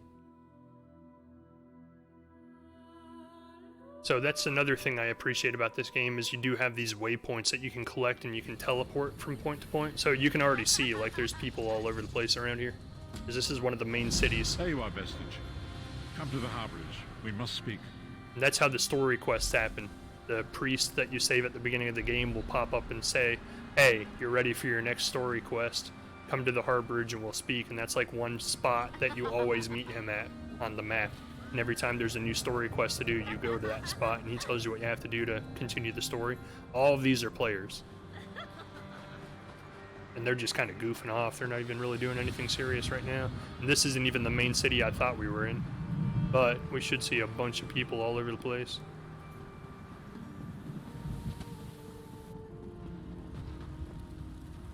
These are NPCs. There's another player. And when you get to, because we're still not where I thought we were. Here we go. Okay. Let's go. Move to flank. Let's go to...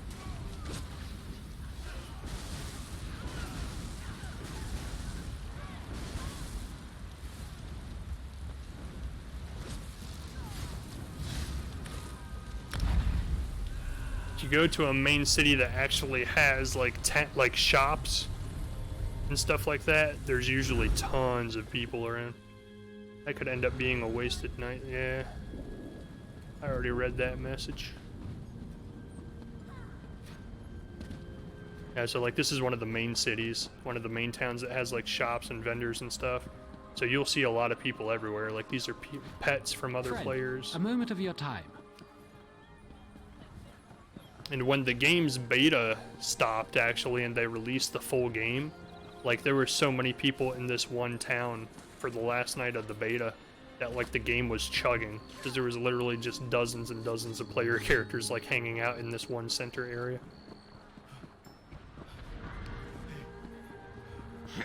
But you'll see, it's a pretty well-populated game, considering it's been out for a few years. There's still people in the starting areas all over the place.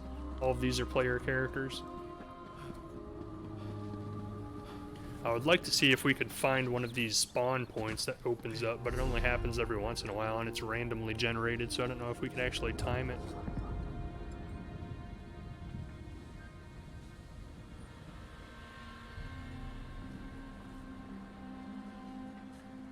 Take a look at this one.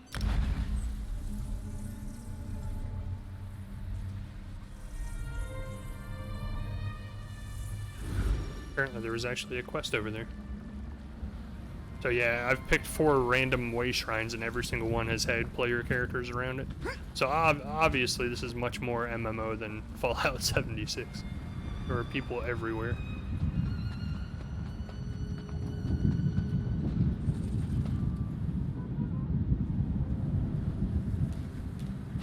There's cool thunderstorm effects going on.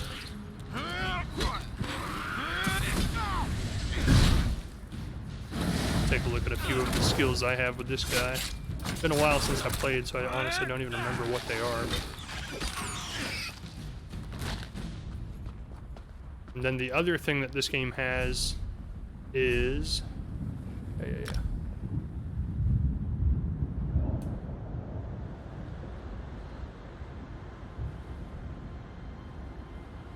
Cyrodiil, which is the PvP mode, where you go into this map and literally it's dozens and dozens and dozens of players fighting each other all at the same time. Hey Take, welcome to the stream. Thanks for popping in. We're actually just about done, but we're looking at a few last things before we get off here. Ah,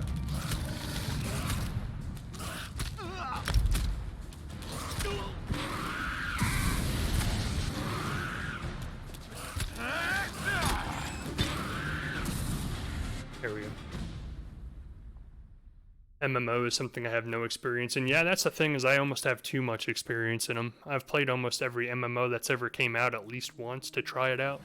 And I haven't really found many that kept my interest. This one kept my interest for a while. I played it for a good 3 or 4 months when it first came out, and I played through the entire beta campaign. The one that I played the longest was World of Warcraft. I played that one for about a year straight, year and a half. And then Final Fantasy 14 I played for quite a while too. I just watched a movie and had the biggest stretch of my life. So this is like the PvP map, but it's still a massive map. And you can actually do quests while you're on this PvP map. You can get merchants and stuff like that. But it's like a massive map where factions will go to war against each other, and there's actually castles and sieges and stuff like that that happen. And it can get really intense. I've never actually played it, but I've watched people play it online. I've never actually been involved with one. I tried one in beta and I got my butt kicked, so I never tried it again. But like literally the whole screen will be filled with people fighting. Like a massive war. I never see the appeal to these kinds of games, to be honest. I do to an extent. Like if you can get a regular group of people to play through them, which is what I had with World of Warcraft, it's really fun to have a game that you can consistently keep playing and having new content added to it all the time. But you have to make sure you actually enjoy the game in order to make it worthwhile. I'm dead. Get off me! So apparently there is a fight going on someplace, because it just had an alert come up on the screen. I have no idea where they're. So yeah, look, these are all the massive fights that are going on right now. They're all warring over different sites and castles, and if we can find one, we'll go to it and see what's going on. Come on. Where am I?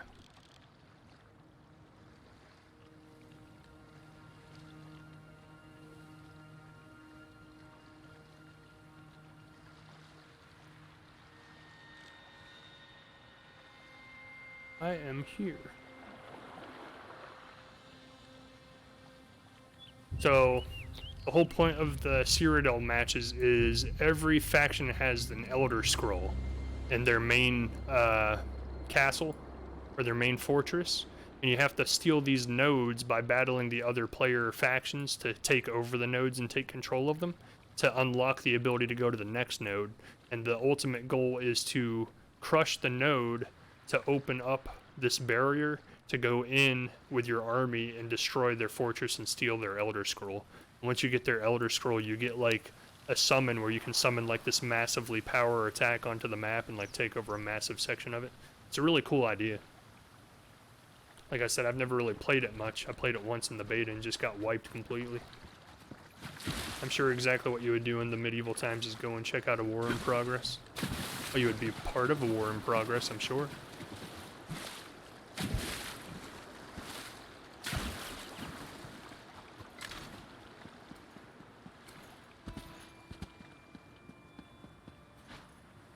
See if we can actually become a part of it, but I'm not sure where. Yeah, see, the map's so big, it's going to take me forever to get anywhere.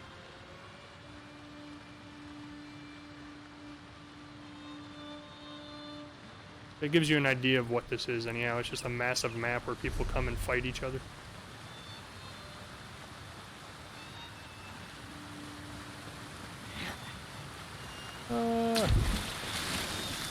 But that's about it for this game.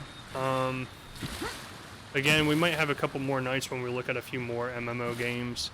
I was checking out Destiny 2 the other day to get it to work on stream. I think I got the settings working, and I think I got the game to stop disconnecting me constantly. So that's one of the ones I wanted to look at, because technically they kind of call it an MMO. They're actually rebranding it now as an action MMO game. So I was going to look at that one versus Warframe, because that's another one a lot of people tend to tell me to check out. We're going to take a look at those two and see which one I like better between the two of them. I already have a good idea of which one I like better, but I always like to give each game its fair chance to see which one is more my style. But for now, I wish we could have actually seen some of the war going on here, but I don't actually know how this works or how to get to the war without actually just taking the time to wander through this massive map. Yeah, see, it even says siege weapons because you can get so wherever there's a red, so someone's actually at one of the outposts now, attacking it. It's pretty cool. I just wish we could actually get there.